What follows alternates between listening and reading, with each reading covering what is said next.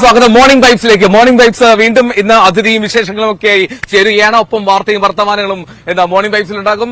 ഞാനിപ്പോൾ ഉള്ളത് തിരുവനന്തപുരം കാര്യവട്ടത്തെ ഗ്രീൻഫീൽഡ് സ്റ്റേഡിയത്തിലാണ്. ഈ സ്പോർട്സ് ഹബ്ബ് അറിയാം, രാജ്യാന്തര ക്രിക്കറ്റ് മത്സരങ്ങൾ ഉൾപ്പെടെ നടക്കുന്ന വളരെ പ്രമുഖമായിട്ടുള്ള ഒരു ഇടമാണ്. അപ്പോൾ ഈ സ്റ്റേഡിയത്തിൽ എന്താണ് കാഴ്ച എന്നുള്ളതല്ലേ, സ്റ്റേഡിയത്തിലെ കാഴ്ച അവിടെ രാവിലെ വ്യായാമത്തിനെത്തുന്ന ആളുകളൊക്കെ ഉണ്ട്. അതിനപ്പുറത്തേക്ക് ഞാൻ രാവിലെ നിങ്ങളെ ഒരു അതിഥിയിലേക്ക് കൂടി കൊണ്ടുപോവുകയാണ്. മോർണിംഗ് വൈബ് സ്ഥിരമായിട്ടും പ്രേക്ഷകരിലേക്ക് ചില സ്പെഷ്യലായിട്ടുള്ള അതിഥികളെ കൊണ്ടുവരാറുണ്ടല്ലോ. അതുപോലെ ഇന്നത്തെ എന്റെ അതിഥി ഞാൻ ഇൻട്രൊഡ്യൂസ് ചെയ്യാം. ഒരുപക്ഷെ നിങ്ങൾ അദ്ദേഹത്തെ കണ്ടിട്ടുണ്ടാവുക കൂടുതൽ ബിഗ് ബോസ് എന്നുള്ള ഫെയിമിലായിരിക്കും. അതിനേക്കാൾ ഉപരിയായി ഈ പറയുന്ന ആൾ ഒരു മജീഷ്യനാണ്, ഒരു മെന്റലിസ്റ്റ് ആണ്. വേറെ ആരുമല്ല, വെൽക്കം ചെയ്യുന്നു, സ്വാഗതം ചെയ്യുന്നു മോർണിംഗ് വൈബ്സിലേക്ക് അശ്വിൻ വിജയ്. Ashwin, good morning. ഒരുപാട് സന്തോഷം. കേട്ടിരിക്കല്ലേ, ഭയങ്കര എനർജി ആണല്ലോ കാണാൻ. സുന്ദരനാണ് കേട്ടോ. ഇവിടെ എന്തോ ഇരിക്കുന്നു bro. Oh thank you so much. ഇത് ബച്ചനാണോ നടക്കാറ്? ഓപ്പണർ മാത്ത് മാതറിനെ താങ്ക് യു. അപ്പൊ നമുക്കൊരു മാജിക് സ്റ്റാർട്ട് ചെയ്യാം. അതെ, ഒരു മാജിക്കൽ എപ്പിസോഡ് ആയിരിക്കട്ടെ ഇത്.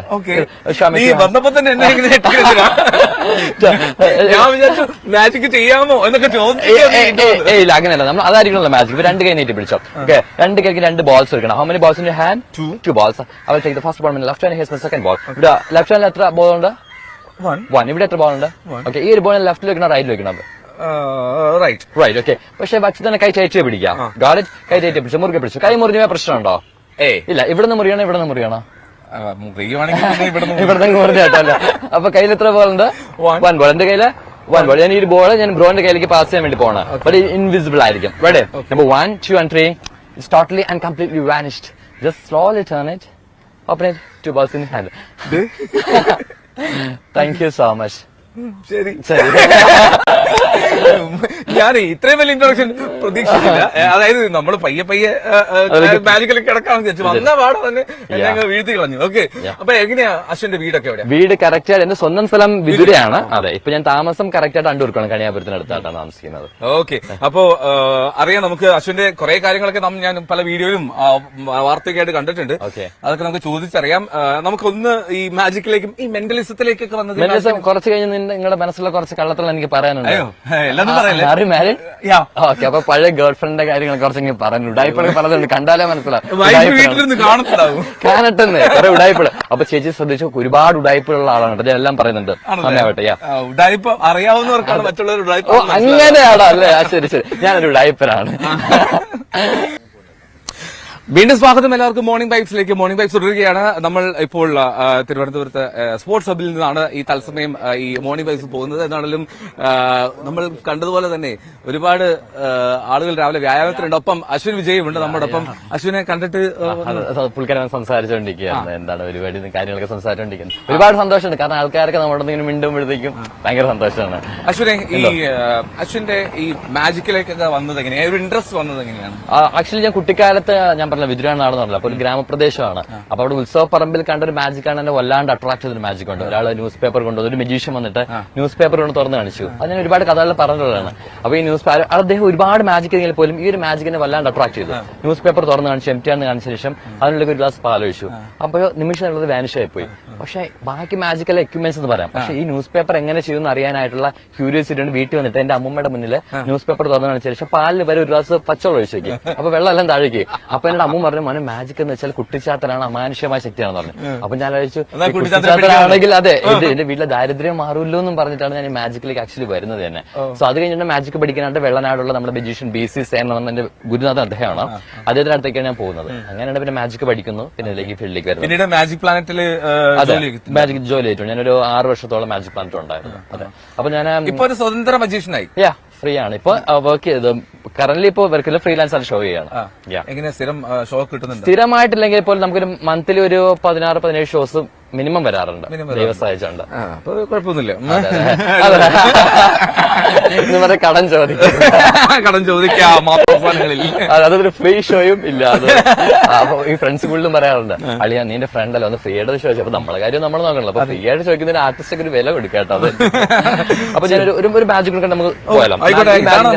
അതെ, ഈ മാജിക്കിന്റെ സ്പെഷ്യാലിറ്റി ഞാൻ ആക്ച്വലി കുഞ്ഞിനെ ആദ്യമായിട്ട് മാജിക് പഠിക്കാൻ വേണ്ടി പോയപ്പോ അദ്ദേഹം ചെയ്ത മാജിക്കാണ്. അദ്ദേഹം വീട്ടിൽ നിന്ന് പ്രാക്ടീസ് ചെയ്തുകൊണ്ടിരിക്കുന്നത് കണ്ടായിരുന്നു. ഇപ്പോഴും സീക്രട്ട് എനിക്കറിയില്ല, നമുക്ക് നോക്കാം. അതെ, ഒരു കുഞ്ഞൊരു ചോദ്യം ചോദിക്കാം. 2 + 2 = 4. 4 + 2 = 6. 6 - 3 = 3. ഉറപ്പാണോ? 6 നിന്ന് 3/3 ആണോ? ഉറപ്പാണ് അല്ലേ? പക്ഷെ എനിക്കറിയാം പഠിച്ച സ്കൂളിൽ അങ്ങനെയാണ്. പക്ഷെ ഇവിടെ കുറച്ച് something different. So I have കുറച്ച് കാർഡ്സ് ഉണ്ട്, ഞാൻ പരിചയപ്പെടുന്നത്. നമ്പർ 1, 2, 3, 4, 5, 6. എത്ര കാർഡ്സ് ഉണ്ട്? 6. ഒന്നുകൂടെ കാണിക്കാം. 1, 2, 3, 4, 5, 6 കാർഡ്സ്. ഓക്കെ, ഞാൻ ചെയ്യുന്നതിന് ഞാൻ ഇവിടെ മാജിക് പഠിക്കാൻ അദ്ദേഹത്തിന്റെ അടുത്തേക്ക് പോയ സമയത്ത് അതിങ്ങനെ എണ്ണിക്കൊണ്ടിരിക്കുകയാണ്. വീടിനകത്ത് റൂമിനകത്ത് പ്രാക്ടീസ് കൊണ്ടിരിക്കുകയാണ്. ഇങ്ങനെ നമ്പർ 1, 2, 3, 4, 5, 6 കാർഡ്സ് കാണിച്ചുകൊണ്ടിരിക്കുകയാണ്. പിന്നെ അദ്ദേഹം ചെയ്ത് നമ്പർ 1, 2, 3 3 കാർഡ്സ് താഴെ കിട്ടും. ബാക്കി എത്ര കാർഡ്സ് ഉണ്ട്? 3. ജസ്റ്റ് സ്നാപ്പ് ചെയ്ത് കഴിഞ്ഞാൽ അദ്ദേഹം എണ്ണുന്ന സമയത്ത് 1, 2, 3, 4, 5, 6 കാർഡ്സ് വീണ്ടും വരും. പിന്നെ വന്നു. അതെ, ഓക്കെ. അതായത് ഞാൻ നോക്കുന്ന സമയത്ത് അദ്ദേഹം വീണ്ടും എണ്ണുന്നത് ഇതുപോലെ 1, 2, 3, 4, 5, 6 കാർഡ്സ് അത് എണ്ണുന്നു. വീണ്ടും ചെയ്ത സമയത്ത് 1, 2, 3 3 കാർഡ്സ് താഴെ കിട്ടുന്നു. വീണ്ടും അതേ സ്നാപ്പ് ചെയ്യുന്ന സമയത്ത് ഇതുപോലെ 1, 2, 3, 4, 5, 6 കാർഡ്സ് വീണ്ടും വന്നുകൊണ്ടിരിക്കും. ദൈവത്തിന്റെ ഓരോ വികൃതി കേട്ടോ. അതായത് വീണ്ടും അത് ഞാൻ നോക്കുന്ന സമയത്ത് അത് എണ്ണുന്നു. അതായത് 1, 2, 3, 4, 5, 6 എണ്ണുന്നു. അത് വീണ്ടും ചെയ്ത് അദ്ദേഹം 1, 2, 3 3 കാർഡ്സ് താഴെ കിട്ടുന്നു. വീണ്ടും സ്നാപ്പ് ചെയ്യുന്ന സമയത്ത് ഇതുപോലെ 1, 2, 3, 4, 5, 6 കാർഡ്സ് വീണ്ടും വന്നു. പിന്നെ 6 കാർഡുകൾ. ഓക്കെ, അപ്പൊ നമുക്ക് എന്തായാലും നമുക്ക് നടന്നുകൊണ്ട് പുറത്തേക്ക് നടന്നു സംസാരിക്കാം. അപ്പം ഇതുപോലത്തെ നമ്പറുകൾ ട്രിക്കുകളൊക്കെ ആയിട്ട് ഈ ആളുകൾ മുന്നിൽ വരുമ്പോ എവിടെയെങ്കിലും പിടിക്കപ്പെട്ടിട്ടുണ്ടോ?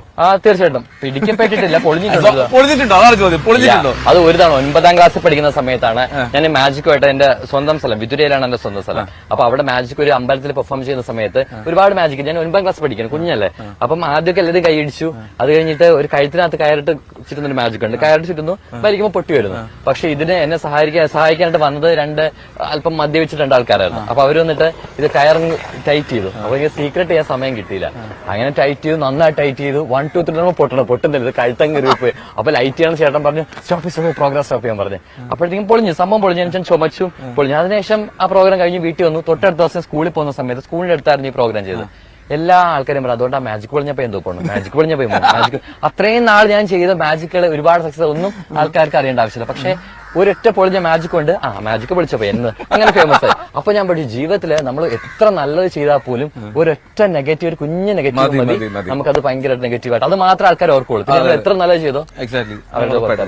ഈ അശ്വിന്റെ ഈ ലൈഫിലേക്ക് വന്നാല് അശ്വിൻ വല്ലാതെ കഷ്ടപ്പാടിൽ നിന്നാണ് അശ്വിൻ ഇപ്പോൾ ഈ ഒരു ഘട്ടത്തിലേക്ക് എത്തിയത്. വല്ലാത്ത കഷ്ടപ്പാടെന്ന് പറഞ്ഞാൽ കൊടിയ ദാരിദ്ര്യം, യൂണിഫോം വാങ്ങാൻ പോലും പൈസ ഇല്ലാത്തൊരു സാഹചര്യം, അങ്ങനെ കുറെ കാര്യങ്ങളുണ്ടല്ലോ. അപ്പോൾ ആ ഒരു സമയമൊക്കെ എന്തായിരുന്നു അവസ്ഥ? ആക്ച്വലി സത്യം പറഞ്ഞ ലൈഫിനെ കുറിച്ച് പറയണതിന് ആദ്യം മുതൽ പറയണം. അതായത് നമുക്കെല്ലാം നമ്മുടെ ഭാഗ്യം നമ്മുടെ മാതാപിതാക്കളാണ്. കുട്ടിക്കാലത്ത് തന്നെ മാതാപിതാക്കൾ നഷ്ടപ്പെട്ട ഒരു വ്യക്തിയാണ്. ഐ തിങ്ക് എനിക്ക് എന്റെ 1.5 വയസ്സുള്ളപ്പോൾ എന്റെ മാനസിക നിലയിൽ എന്റെ അമ്മ എന്നെ ഉപേക്ഷിച്ചു പോയി. 5 വയസ്സുള്ളപ്പോൾ എന്റെ അച്ഛൻ ആത്മഹത്യ ചെയ്തു. അതിനുശേഷം എന്നെ വളർത്തിയത് എന്റെ അച്ഛമ്മയായിരുന്നു. വിതുരയായിരുന്നു ഗ്രാമം, വളരെ ദരിദ്രം പിടിച്ച ഫാമിലി ആയിരുന്നു. അപ്പൊ അമ്മമ്മയും ഞാനും മാത്രമായിരുന്നു ഒരു വീട്ടിലുണ്ടായിരുന്നത്. അപ്പം ഞാൻ ആക്ച്വലി ഡാൻസർ ആയിരുന്നു. 7ാം ക്ലാസ്സിൽ പഠിക്കുമ്പോൾ നേരത്തെ പറഞ്ഞ കഥയിലാണ് മാജിക്കിലേക്ക് വരുന്നത്. അങ്ങനെ മാജിക് പഠിക്കുന്നു. 8ാം ക്ലാസ്, 9ാം ക്ലാസ്, 10ാം ക്ലാസ്സിലായിരുന്ന സമയത്താണ് ഒരു ട്രൂപ്പ് ആവുന്നത്. അതൊരു കുഞ്ഞു മാജിക്, ഒരു 3 പേര് 4 പേര് ട്രൂപ്പായിട്ട് അതിലൂടെ ഷോ ചെയ്തിട്ട് വരുമാനം കണ്ടെത്തി പോകുമായിരുന്നു. അപ്പൊ അമ്മമ്മ തൊഴിലുറപ്പിനും സാധാരണ പണിക്ക് പോയി എന്നെ വളർത്തുകയാണ്. 10ാം ക്ലാസ് കഴിഞ്ഞ് +1 ആയ സമയത്താണ് എന്റെ അമ്മ മരണപ്പെടുന്നത്. പിന്നെ എന്ത് ചെയ്യും മരണപ്പെട്ടു. ആ സമയത്ത് സ്കൂളിലെ മരണപ്പെടുന്നതിന് തൊട്ട് മുൻപായിട്ടാണ് സ്കൂളിലേക്ക് +1 അഡ്മിഷൻ. BHS അഗ്രികൾച്ചർ ആയിരുന്നു. അപ്പൊ ഇപ്പോഴും എനിക്ക് ഓർമ്മയുണ്ട്, BHS അഗ്രികൾച്ചർ എനിക്ക് അഡ്മിഷൻ ആകാൻ പോലും പൈസ ഇല്ലാത്ത സമയത്ത് 2000 രൂപ ചെയ്യുന്ന സമയത്ത് 2000 രൂപ എന്റെ കയ്യിൽ കിട്ടാത്ത സമയത്ത് എന്റെ പറഞ്ഞ പഠിത്തം നിർത്താനായിട്ട് പറഞ്ഞു. അപ്പോഴത്തേക്കും ഞാൻ ഒരുപാട് കരഞ്ഞ സമയം ഉണ്ടായിരുന്നു. കാരണം എനിക്ക് അഡ്മിഷൻ ആയിട്ട് പോലും എനിക്ക് പഠിക്കാൻ പറ്റാത്തൊരവസ്ഥ. ആ സമയത്ത് ഞാൻ എന്റെ അമ്മൂമ്മ ചെയ്തതെന്ന് വെച്ചാൽ തൊട്ടടുത്ത വീട്ടിൽ നിന്ന് 2000 രൂപ കടം വാങ്ങിച്ചു കൊണ്ടുവന്നിട്ട് എന്നെ അഡ്മിഷൻ ആക്കി.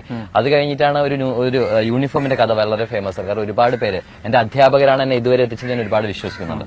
കാരണം +1 യൂണിഫോം വാങ്ങാൻ പൈസ ഇല്ലാത്തതുകൊണ്ട് സ്കൂളിലെ പരാതിപ്പെട്ടിക്കകത്ത് ടീച്ചർ എന്നെ സഹായിക്കണം, എനിക്കൊരു 350 രൂപയുടെ ആവശ്യമുണ്ടെന്ന് പറഞ്ഞിട്ട് പേപ്പർ എഴുതിയിട്ട് സ്കൂളിലെ ബോക്സിനകത്ത് കൊണ്ടുവരുന്നത് പരാതിപ്പെട്ടിട്ട്. തൊട്ടടുത്ത ദിവസം സ്കൂളിലെ ശ്രീജ എന്ന് പറഞ്ഞ ടീച്ചറാണ് ആ പേപ്പർ ഓപ്പൺ ചെയ്തിട്ട് ഇത് ആരാണ് എഴുതിയത് എന്ന് ക്ലാസ്സിൽ വന്ന് ചോദിക്കുകയും ടീച്ചർ കണ്ടന്റ് ഒന്നും വായിച്ചില്ല. ടീച്ചർ പറഞ്ഞു എനിക്ക് ഈ ആളുടെ കൈയക്ഷരം ഇഷ്ടപ്പെട്ടു, എനിക്കൊരു മാഗസിൻ ചെയ്യാനാണ്, എന്നെ പേഴ്സണലി വന്ന് കാണണമെന്ന് പറഞ്ഞു. ഞാൻ ടീച്ചറിനെ പോയി കണ്ടപ്പോൾ ടീച്ചർ ചോദിച്ചു മോനെ എന്തുകൊണ്ട് പറഞ്ഞില്ല. ഞാൻ പറഞ്ഞു ടീച്ചർ എനിക്ക് പറയുന്നത് നാണക്കേടുണ്ടെന്ന് പറഞ്ഞു. അപ്പൊ ടീച്ചർ 350 രൂപ എനിക്ക് തന്നിട്ട് ടീച്ചറിനെ സഹായിച്ചു. ഒരുപാട് ഇന്റർവ്യൂസ് ചോദിക്കാറുണ്ട് അശ്വിൻ ഒരു ദൈവവിശ്വാസിയാണോ, ആണെന്ന്.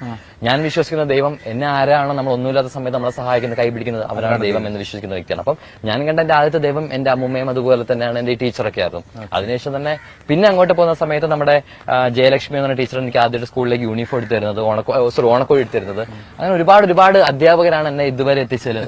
ദിവ്യ ടീച്ചർ, അപ്പം അരുൺ സാർ, അപ്പൊ പറയുകയാണെങ്കിൽ ഒരുപാട് പേരുണ്ട് കേട്ടോ. ഞാൻ എപ്പോഴും പറയുന്നത് അതിനുശേഷം ഇപ്പൊ വലിയ ലെവലിലെത്തുന്നത്, എന്നാൽ പോലും ഇപ്പൊ ഇതുവരെ എത്തിയപ്പം ഈ പല ടീച്ചേഴ്സിന്റെ സ്കൂളിൽ ഗസ്റ്റ് ആയിട്ട് പോയി. അപ്പൊ അവരുടെ പേര് പറയുമ്പോൾ അവർക്കുണ്ടാവുന്ന ഒരു സന്തോഷമുണ്ടല്ലോ. കാരണം അവരുടെ സ്റ്റുഡന്റ് ആണ്, അവര് കാരണമാണ് ഞാൻ ഇതുവരെ എത്തിയെന്ന് പറയുമ്പോൾ അത് ഭയങ്കര വലിയ ഇതാണ്. കാരണം നമ്മുടെ ഗുരുത്വമാണ് ഏറ്റവും വലുതെന്ന് കാണുന്ന ഒരു വ്യക്തിയാണ് ഞാൻ. അപ്പം നമ്മൾ പഠിപ്പിച്ച അധ്യാപകര് നമ്മൾ ഇതുവരെ എത്തിച്ച് നമ്മൾ വന്ന വഴി മറക്കാതിരുന്നു കഴിഞ്ഞാൽ നമ്മൾ ഒരുപാട് ഉയരങ്ങളിലേക്ക് എത്തും. ഓക്കെ, ഉറപ്പായിട്ടും. ഇനി അച്ഛൻ ചെറുപ്പത്തിൽ നഷ്ടപ്പെട്ടു, അമ്മയ്ക്ക് ഒരു മാനസിക നില തെറ്റിയൊരു സാഹചര്യം, ഒറ്റയ്ക്കായിരുന്നു ഈ അമ്മൂമ്മയുടെ മരണശേഷം ജീവിതമല്ല. അതെ, അനിയത്തിയുണ്ട്. അനിയത്തി അപ്പച്ചിയുടെ വീട്ടിലായിരുന്നു, ഇപ്പോഴും അപ്പച്ചിയുടെ വീട്ടിൽ.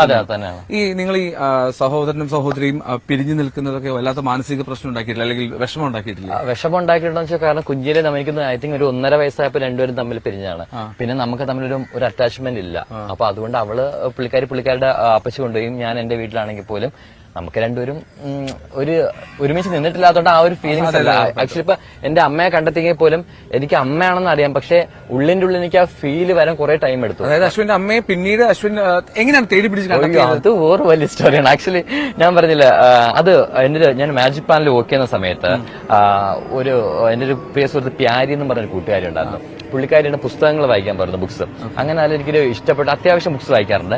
അതിൽ ഒരു ഫേവറേറ്റ് ബുക്ക് ഞാൻ കണ്ടു. ഞാൻ വായിച്ചിരിച്ച നല്ലൊരു ബുക്ക് എന്ന് വെച്ചാൽ പൗലോ കോയുടെ ആൽക്കെമിസ്റ്റ് എന്ന് പറയും. ആ ബുക്കിൽ അദ്ദേഹം പറഞ്ഞൊരു വാക്കുണ്ട്, ഒരു കാര്യം ആത്മാർത്ഥമായിട്ട് ആഗ്രഹിച്ച് അതിനുവേണ്ടി പരിശ്രമിക്കുകയാണെങ്കിൽ അത് നേടിയെടുത്തിട്ട് വേണ്ടി ഈ പ്രപഞ്ചം മുഴുവൻ നമ്മുടെ കൂടെ ഉണ്ടാവും എന്ന് പറഞ്ഞു. അപ്പൊ ഞാൻ ആലോചിച്ചു, ഒരു കാര്യം നേടിയെടുക്കുന്ന ഈ പ്രപഞ്ചം, ഈ യൂണിവേഴ്സ് നമ്മുടെ കൂടെ ഉണ്ടാവുമെങ്കിൽ എന്റെ 1.5 വയസ്സിൽ പോയ എന്റെ അമ്മയെ എന്തുകൊണ്ട് എനിക്ക് കണ്ടെത്താൻ കഴിയില്ല എന്ന് ഞാൻ വിചാരിച്ചു. അങ്ങനെ ഒരുപാട് അന്വേഷിച്ചും യാദൃച്ഛികമായിട്ട് മാജിക് പ്ലാനറ്റിൽ വർക്ക് ചെയ്യുന്ന വന്ദന എന്ന് പറഞ്ഞ ചേച്ചിയായിട്ട് എന്റെ ലൈഫ് സ്റ്റോറി പറയണ്ടായി. ഈ ലൈഫ് സ്റ്റോറി പറയുന്ന സമയത്ത് എന്റെ അമ്മയുടെ വീട്, എനിക്ക് ആകെ എന്റെ അമ്മയുടെ പേരും അമ്മയുടെ പേരും മാത്രം അറിയാവും. എന്റെ ഇങ്ങനെ ഒരു വ്യക്തി ഈ ചേച്ചിയുടെ വീടിന്റെ അടുത്ത് താമസിച്ചു ചേച്ചി പറഞ്ഞു. അപ്പൊ യൂണിവേഴ്സിന്റെ ഒരു മാജിക് നോക്കണം. സോ ആക്ച്വലി അങ്ങനെ പുള്ളിക്കാരോട് സംസാരിക്കും. പുള്ളിക്കാരി എന്റെ ഒരു മാമന്റെ കോൺടാക്ട് നമ്പർ തന്നു. അങ്ങനെ അവരെ കോൺടാക്ട് ചെയ്ത് പറഞ്ഞു, ഇങ്ങനെ എന്റെ അമ്മ എപ്പോഴും ജീവിച്ചിരിപ്പുണ്ട്, പക്ഷെ പുള്ളിക്കാരിയും ഒരു ഓർഫണേജിലാണ്, ഇപ്പൊ പറയാൻ പറ്റില്ല എന്ന് പറഞ്ഞു. അങ്ങനെ അന്ന് രാത്രി ഒരു 22 വയസ്സുകാരന്റെ സ്വന്തം അമ്മയെ കണ്ടെത്താനുള്ള മോഹമാണ്. ഞാൻ സോഷ്യൽ മീഡിയയിൽ ഐ തിങ്ക് ഗൂഗിളില് ട്രിവാൻഡ്രത്തുള്ള എല്ലാ ഓർഫണേജിന്റെയും നമ്പേഴ്സ് എടുത്തു. അതിൽ കുറെ വിളിച്ചു, ഒരു 7-8 കോൾ വിളിച്ചു, ഒന്നുമില്ല. ഇന്ന് 13ാമത്തെ കോളിലാണ് ഒരു പോസിറ്റീവ് റെസ്പോണ്ട് വന്നത്, ഇങ്ങനൊരു വ്യക്തി ഉണ്ടെന്ന് പറഞ്ഞിട്ട്. അത് ചെറിയൻകീഴായിരുന്നു, ചെറിയൻകീഴ് മഹിളാ മന്ദിരത്തിലാണ്. അപ്പൊ അവിടെ വിളിച്ചു പറഞ്ഞു ഇങ്ങനൊരു വ്യക്തി ഉണ്ടെന്ന് പറഞ്ഞു, 2 മക്കളാണെന്ന് പറഞ്ഞു. അങ്ങനെ അവരെ കാണാനായിട്ട് നേരെ തൊട്ടടുത്ത ദിവസം എന്റെ അമ്മയെ കാണാൻ എന്റെ ഫ്രണ്ടോട്ട് പോവാണ്. അപ്പൊ എന്റെ വിചാരം എന്റെ അമ്മ എന്നെ കാണും, എന്നെ മോനെന്ന് വിളിക്കും, ഹഗ് ചെയ്യുന്ന കെട്ടിപ്പിടിക്കും. പക്ഷെ അതെ, ഒരു അമ്മ മകൻ ഫീലിംഗ്സ് ഉണ്ടായിരുന്നു. പക്ഷെ ഞാൻ വിളിച്ച സമയത്ത് ദൈവം അവളെ തോൽപ്പിച്ചു. കാരണം എന്റെ അമ്മ എന്നോട് മുഖത്തേക്ക് പറഞ്ഞത് നീ ആരാണെന്ന് അറിയില്ല എന്ന് പറഞ്ഞു. അപ്പൊ മനസ്സിലായില്ല, കാരണം അത് അമ്മയുടെ തെറ്റല്ല. എത്ര നാൾക്ക് ശേഷമാണ് എന്റെ 1.5 വയസ്സിൽ പോയതാണ്. അതിനുശേഷം എന്റെ 22ാമത്തെ വയസ്സിലാണ് നമ്മൾ തമ്മിൽ കാണുന്നത്. അപ്പൊ അമ്മയ്ക്ക് മാനസിക ബുദ്ധിമുട്ടുള്ളത് കൊണ്ട് അങ്ങനെയാണ്. വേറെ അത് സങ്കടമല്ല. പിന്നെ ഞാൻ ആലോചിച്ചു, ഇത്രയും എനിക്ക് കണ്ടെത്താൻ സാധിച്ചെങ്കിൽ എന്തെങ്കിലും എന്റെ അമ്മേനെ മോനെ എന്ന് വിളിക്കും. അതുകൊണ്ട് തന്നെയാണ് ബിഗ് ബോസ് ആഫ്റ്റർ 24 ഇയേഴ്സ് 24 വർഷങ്ങൾക്ക് ശേഷം എന്റെ അമ്മ ബിഗ് ബോസിന് ശേഷം എന്റെ മോനെ എന്ന് വിളിച്ചു. ആണോ? അമ്മയ്ക്ക് മനസ്സിലായി. കാരണം ബിഗ് ബോസിൽ കണ്ടിന്യൂസ് കണ്ട് ഫേസ് ഒരുപാട് സൗണ്ട് മനസ്സിലാക്കാൻ തുടങ്ങി. അമ്മ ഒരുപാട് മാറ്റങ്ങൾ. ഇപ്പൊ അമ്മ മോനെ എന്ന് വിളിക്കും, സുഖാണെന്ന് അന്വേഷിക്കും. സംസാരം വിളിക്കാറുണ്ട്, കാണാൻ പോവാറുണ്ട്. പിന്നെ ഒരുപാട് കാണാൻ പോകുമ്പോൾ അമ്മയ്ക്ക് അറ്റാച്ച്മെന്റ് കൂടെ എന്റെ കൂടെ വന്നിരിക്കുന്ന അറ്റാച്ച്മെന്റ് ഉള്ളതുകൊണ്ട് ഇപ്പൊ എന്തായാലും കൊണ്ടു നിർത്താനുള്ള സാഹചര്യം അല്ല എനിക്കുള്ളത്. സോ കുറച്ചും കൂടെ മുന്നോട്ട് കഴിഞ്ഞിട്ട് കുറച്ചും കൂടെ സെറ്റിൽഡ് ആയിട്ട് എന്റെ അമ്മയെ കൊണ്ടുവരണം. അപ്പൊ അതുവരെ ചെറിയൊരു ഗ്യാപ്പ് ഇട്ടാണ് നിൽക്കുന്നത്. അപ്പൊ ഒരുപാട് പേര് ചോദിക്കാറുണ്ട് ഇപ്പോഴേ കൊണ്ടുവന്നൂടെ. പക്ഷെ ഇപ്പോഴേ കൊണ്ടുവന്നാൽ എന്റെ അമ്മയ്ക്ക് ഇപ്പൊ അവിടെ സേഫ് ആണ്.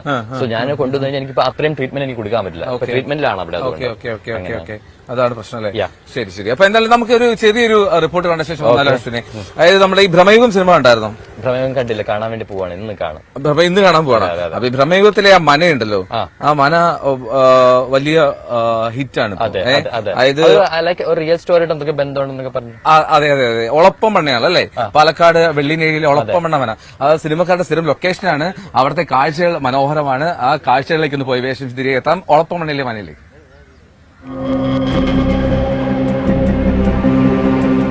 പെരുമൺ പോറ്റിയുടെ നിഗൂഢമായ ആ തറവാട് ഇതാണ്. ഒളപ്പമണ്ണക്കാരുടെ തന്നെ മറ്റൊരു വീടാണ്. ഇവിടെയും നിരവധി സിനിമകൾ ഷൂട്ട് ചെയ്തിട്ടുണ്ട്. എന്തായാലും നമുക്ക് ഭ്രമയുഗത്തിലെ പെരുമൺ പോറ്റിയുടെ വീട്ടിലെ വിശേഷങ്ങളിലേക്ക് പോവാം. അതിനുശേഷം ഒളപ്പമണ്ണ മനയിലേക്കും നമുക്കൊന്ന് പോകേണ്ടതുണ്ട്. 8 പതിറ്റാണ്ടോളം പഴക്കമുള്ള ഈ മനയാണ് ഭ്രമയുഗത്തിൽ കൊടുമൺ പോറ്റിയുടെ തറവാട്.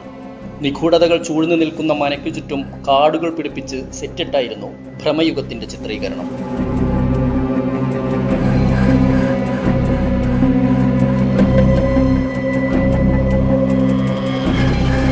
ഒളപ്പമണ്ണ തറവാട്ടുകാർ 1945 നിർമ്മിച്ചതാണ് ഈ മന. നിരവധി സിനിമകളിൽ പ്രധാന ക്യാരക്ടറായി ഈ പൂമുഖവും നിറഞ്ഞു നിന്നതാണ്. ഭ്രമയുഗം ഇവിടെ ഷൂട്ടിംഗ് ഉണ്ടായിരുന്നു. ഇവിടെ ഈ ഫ്രണ്ടേജ് മാത്രമാണ് ഷൂട്ടിങ്ങിന് കൊടുത്തിരുന്നത്. അത് നല്ലൊരു ഇതായിരുന്നു. അത് എന്താണെന്ന് വെച്ച് കഴിഞ്ഞാൽ ഒരു ഷൂട്ടിങ്ങിൻ്റെ 2-3 മാസം മുമ്പ് തന്നെ അവരുടെ ആർട്ട് വർക്കൊക്കെ തുടങ്ങിയിട്ടുണ്ടായിരുന്നു. അവർ എവിടെ നിന്നൊക്കെയോ കുറച്ച് പുല്ലൊക്കെ ഗ്രോ ബാഗിൽ കൊണ്ടുവന്ന് അങ്ങനെ ഫുള്ളായിട്ട് നിറച്ചിട്ടുണ്ടായിരുന്നു അവിടെ. എന്നിട്ട് എല്ലാ ദിവസവും അവർ നനയ്ക്കുകയും അങ്ങനെയൊക്കെ ആയിട്ട് അവർ കുറച്ച് ആൾക്കാർ ആ 2-3 മാസം ഇവിടെ തന്നെ ഉണ്ടായിരുന്നത്. ഇനി നമ്മൾ പോകുന്നത് 300 വർഷത്തെ പഴക്കവും പ്രൗഢിയുമുള്ള ഒളപ്പമണ്ണ മനയിലേക്കാണ്.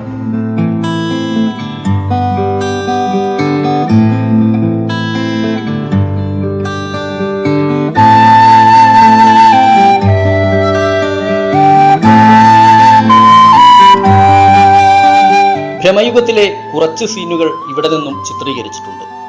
ഹരിഹരൻ MT ടീം ഒരുക്കിയ പരിണയം മുതൽ ജഗന്നാഥനും ഇന്ദുചൂടനുമൊക്കെ കസേര വലിച്ചിട്ടിരുന്നത് ഈ പൂമുഖത്തായിരുന്നു.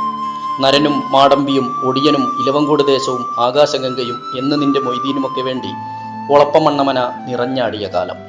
നിർമ്മാണത്തിലെ ചാരുതയും കെട്ടിലെയും മട്ടിലെയും പ്രൗഢിയും കൊണ്ട് ഒളപ്പമണ്ണമന വരിക്കാശ്ശേരി മനയേക്കാൾ ഒരു പടി മുന്നിലാണ്. മനയ്ക്കകത്ത് ക്ഷേത്രവുമുണ്ട്. വരിക്കാശ്ശേരി മനയിൽ നിന്ന് ദത്തെടുത്തവരാണ് ഒളപ്പമണ്ണമനക്കാർ എന്നാണ് പറയപ്പെടുന്നത്. ഈ ബിൽഡിങ് 1945 എൻ്റെ മുത്തശ്ശനായിട്ടാണ് അത് നിർമ്മിച്ചിട്ടുള്ളത്. അതായത് അദ്ദേഹത്തിന് ആ തറവാട് ഭാഗത്തിൽ കിട്ടില്ല എന്ന് കരുതിയിട്ടാണ് അദ്ദേഹം അന്ന് ഇങ്ങനെ പുതിയൊരു ബിൽഡിങ് കിട്ടുക. പിന്നെ അവസാനം അത് അദ്ദേഹത്തിന് തന്നെയാണ് കിട്ടിയത്. അപ്പോൾ പിന്നെ അദ്ദേഹം അവിടെ തന്നെയാണ് താമസം പിന്നെ ഉണ്ടായിട്ടുള്ളത്. ഈ ബിൽഡിങ് പിന്നെ എൻ്റെ അച്ഛൻ ആയിട്ടാണ് ഇവിടെ താമസം തുടങ്ങിയതും. അതൊരു 1975 മുതൽക്കാണ് ഇവിടെ താമസം തുടങ്ങിയിട്ടുള്ളത്.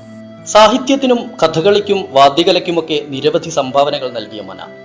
ഒളപ്പമണ്ണ സുബ്രഹ്മണ്യൻ നമ്പൂതിരിപ്പാട്, ബാലസാഹിത്യത്തിലൂടെ പ്രശസ്തിയായിരുന്ന സുമംഗല, ഋഗ്വേദം മലയാളത്തിലേക്ക് മൊഴിമാറ്റം ചെയ്ത OMC നാരായണൻ നമ്പൂതിരിപ്പാട്, OM അനുജൻ നമ്പൂതിരിപ്പാട്, നീലകണ്ഠൻ നമ്പൂതിരിപ്പാട് തുടങ്ങിയവർ മനയിലെ പിൻതലമുറയിൽപ്പെട്ട പ്രമുഖരായിരുന്നു. ഒളപ്പമണ്ണയിലെ കുടുംബ ട്രസ്റ്റാണ് മനയും 20 ഏക്കർ വരുന്ന സ്വത്തുവകകളും ഇപ്പോൾ നോക്കി നടത്തുന്നത്. കൊടുമൺ പോറ്റിയുടെ നിഗൂഢമായ തറവാട് മാത്രമല്ല, മലയാള സിനിമയിൽ ഒരു കാലത്ത് നിറഞ്ഞു നിന്നത് ഒളപ്പമണ്ണ മനയാണ്. നൂറ്റാണ്ടുകൾ പഴക്കമുള്ള ഈ മന കാണാൻ നിരവധി ആളുകൾ എത്തുന്നുണ്ട്. ഒപ്പം തന്നെ സിനിമക്കാരും. S Vinesh Kumar, News 18 Palakkad. വീണ്ടും സ്വാഗതം മോർണിംഗ് വൈബ്സിലേക്ക്. ഞാൻ ആദ്യം പറഞ്ഞ പോലെ മോർണിംഗ് വൈബ്സ് രാവിലെ അശ്വിൻ വിജയ്ക്കൊപ്പമായിരുന്നു. അശ്വിൻ ഒന്ന് മാറിയതാണ്, ഇപ്പൊ തന്നെ വേഗം വരും. അപ്പോൾ നമ്മൾ മറ്റൊരു കാഴ്ചയിലേക്ക്, റിപ്പോർട്ടിലേക്കൊക്കെ പോകാം. വാർത്തകൾ തുടരുകയും ചെയ്യുന്നുണ്ട്. എന്നാലും നമ്മൾ ഈ ചൂടാണ്, കൊടിയ ചൂട്. ഈ ചൂടിന്റെ പ്രധാനപ്പെട്ട പ്രശ്നം എന്ന് പറഞ്ഞാൽ നമ്മൾ ഇങ്ങനെ വല്ലാത്ത ദാഹം. ഇപ്പൊ രാവിലെ തന്നെ ഈ സമയമാണെങ്കിൽ പോലും ഈ വെയിലത്ത് നമ്മൾ വല്ലാണ്ട് ഇങ്ങനെ വേർക്കുകയും ദാഹിക്കുകയും ഒക്കെ ചെയ്യുന്ന ഒരു സാഹചര്യമാണ്. അപ്പോൾ നമുക്ക് എല്ലാവർക്കും അറിയാലോ, ഈ ചൂട് കണക്കുമ്പോൾ നമ്മൾ ഏറ്റവും ചെയ്യുന്നത് എന്താണ്? തണ്ണിമത്തിന്റെ ഒരു പ്രധാനപ്പെട്ട ആശ്രയമാണ്. ഈ തണ്ണിമത്തിന്റെ ആവശ്യക്കാർ അങ്ങനെ ഏറി തണ്ണിമത്തിന്റെ കച്ചവടം ഇപ്പൊ അങ്ങനെ പൊടി പിടിക്കുകയാണ്. കിലോ 25 രൂപ നിരക്കിലാണ് മിക്കയിടത്തും വിൽപ്പന. നമുക്ക് ഈ തണ്ണിമത്തിന്റെ ഒരു വിൽപ്പനയുടെ കാര്യം കൂടി കണ്ട ശേഷം നമുക്ക് തിരികെ എത്താം അശ്വിൻ വിജയിലേക്ക്.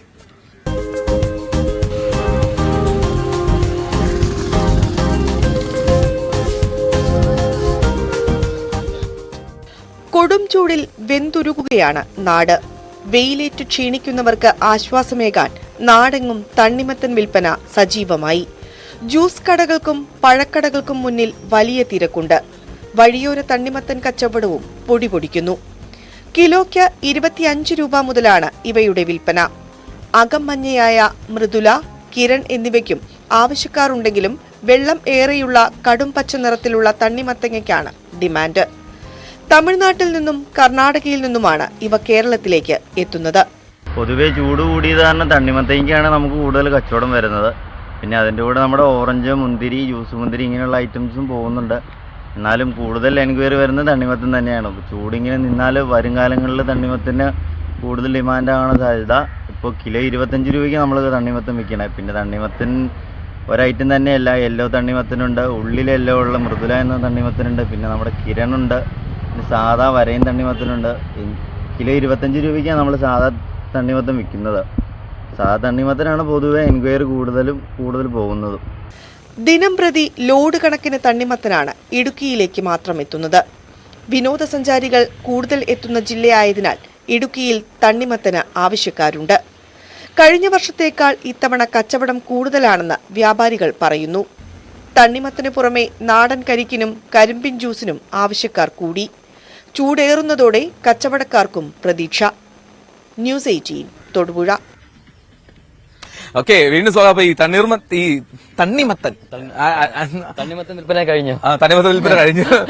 നല്ല ചൂടല്ലേ? നല്ല ചൂടാ, ഗംഭീരം. അതെ, ഇപ്പൊ തന്നെ തുടങ്ങി. അതുകൊണ്ട് നല്ല ഡിമാൻഡാണ് തണ്ണിമത്തന്. അപ്പൊ എന്നാൽ ഈ അശ്വിൻ ഇടയ്ക്ക് മുങ്ങിയത് ഈ മാജിക്കിന്റെ ചില കാര്യങ്ങളൊക്കെ വേണ്ടിയിട്ട് മുങ്ങിയതാണ്. ഓക്കെ, അപ്പൊ എന്താണെങ്കിലും ഈ നമ്മൾ എന്നെ ഒരു മാജിക് പഠിപ്പിക്കാൻ പറ്റും? അപ്പൊ നമുക്കിപ്പോ പ്രേക്ഷകരോട് കാണുന്നപ്പോ നമുക്ക് എല്ലാവരും ചേർത്ത് ഒരു മാജിക് പഠിപ്പിക്കാം. എല്ലാവരും ചേർത്ത് എല്ലാവർക്കും അവർക്കും പഠിപ്പിച്ചു കൊടുക്കാം. ബ്രോന് മാത്രമല്ല, കാരണം എല്ലാം ഒറ്റയ്ക്ക് വേണം അല്ലേ? അപ്പൊ മാജിക് അടിക്കുന്ന പ്രധാനപ്പെട്ട 3 വഴികളുണ്ട്. The first one is very important, that is practice. You have to practice. Okay, practice. Okay. And second one is more important one, that is practice. Practice. Yes. And third one is most important, that's also practice.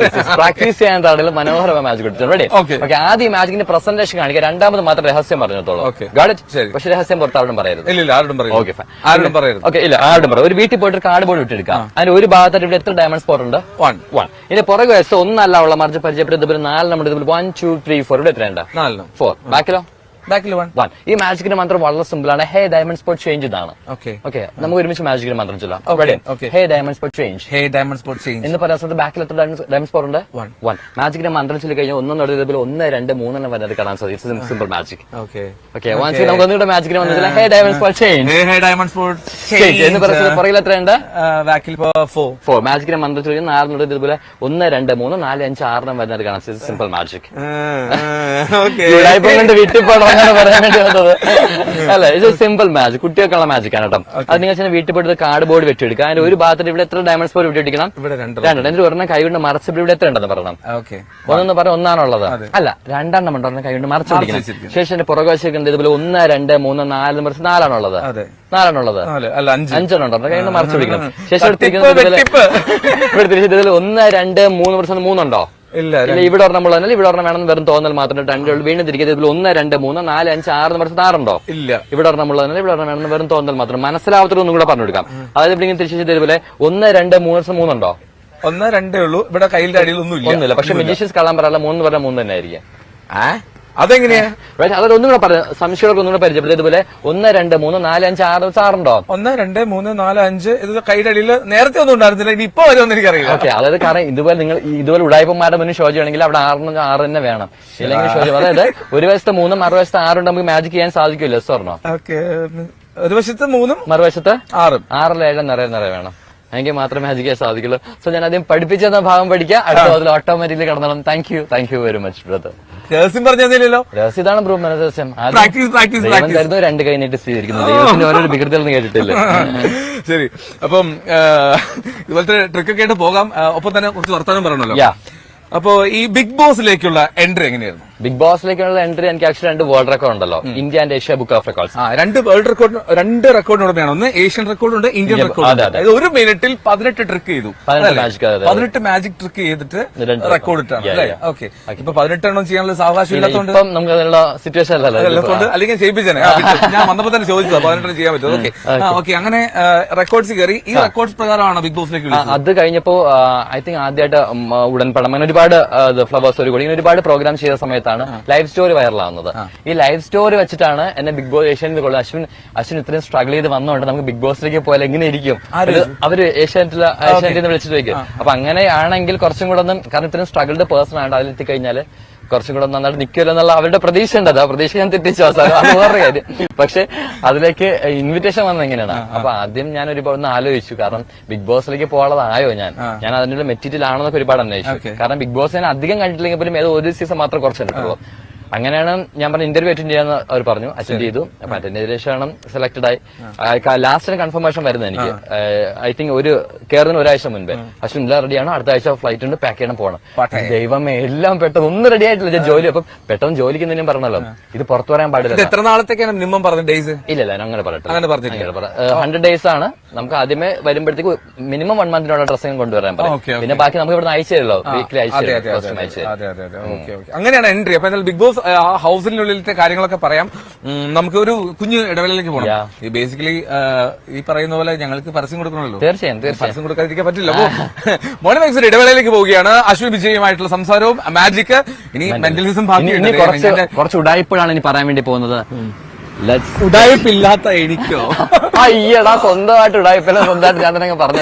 ശരി, നമുക്ക് നോക്കാം. അപ്പൊ എന്താണല്ലോ ഈ മെന്റലിസത്തിലേക്കൊക്കെ തിരികെ എത്താം. ഒരു ചെറിയ ഇടവേളയ്ക്ക് ശേഷം മോർണിംഗ് വൈബ്സ് പോകുന്നു, ഒരു ബ്രേക്കിലേക്ക്.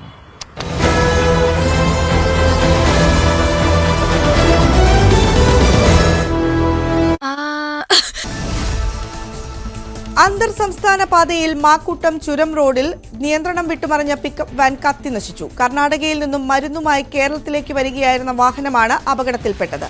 അപകടത്തിൽ ഡ്രൈവറും സഹായിയും നിസ്സാര പരിക്കുകളോടെ രക്ഷപ്പെട്ടു. വെനസ്വേലയിൽ അനധികൃത സ്വർണ്ണ ഖനിയിൽ അപകടം, 23 പേർ മരിച്ചു. ബോളിവർ സംസ്ഥാനത്തായിരുന്നു അപകടം. ഖനിയിൽ നിരവധി പേർ കുടുങ്ങിക്കിടക്കുന്നുണ്ടെന്നാണ് വിവരം. 200ഓളം പേർ ഖനിയിൽ ജോലി ചെയ്തിരുന്നതായാണ് സൂചന.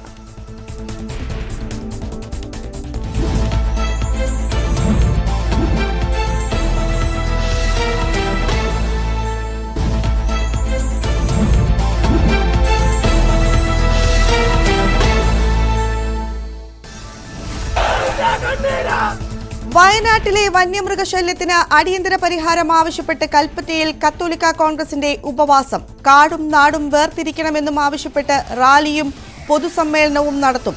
ആവശ്യങ്ങളിൽ കേന്ദ്ര സംസ്ഥാന സർക്കാരുകളുടെ ഇടപെടൽ ആവശ്യപ്പെട്ട് 501 പേർ ഉപവസിക്കുമെന്ന് സംഘാടകർ.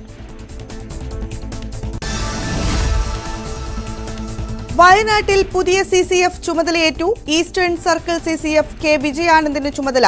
മനുഷ്യ വന്യമൃഗ സംഘർഷങ്ങളുമായി ബന്ധപ്പെട്ട പ്രവർത്തനങ്ങൾ ഏകോപിപ്പിക്കും. മാനന്തവാടി നോർത്ത് DFO ഓഫീസ് ക്യാമ്പസിലാണ് താൽക്കാലിക ഓഫീസ്.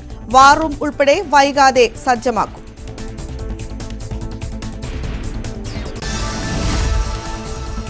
ബേലൂർ മഗ്ന മിഷൻ തുടരുമെന്ന് വനം മന്ത്രി AK ശശീന്ദ്രൻ. കർണാടക വനം മേഖലയിൽ തുടരുന്ന ആനയുടെ സഞ്ചാരപഥം നിരീക്ഷിക്കും.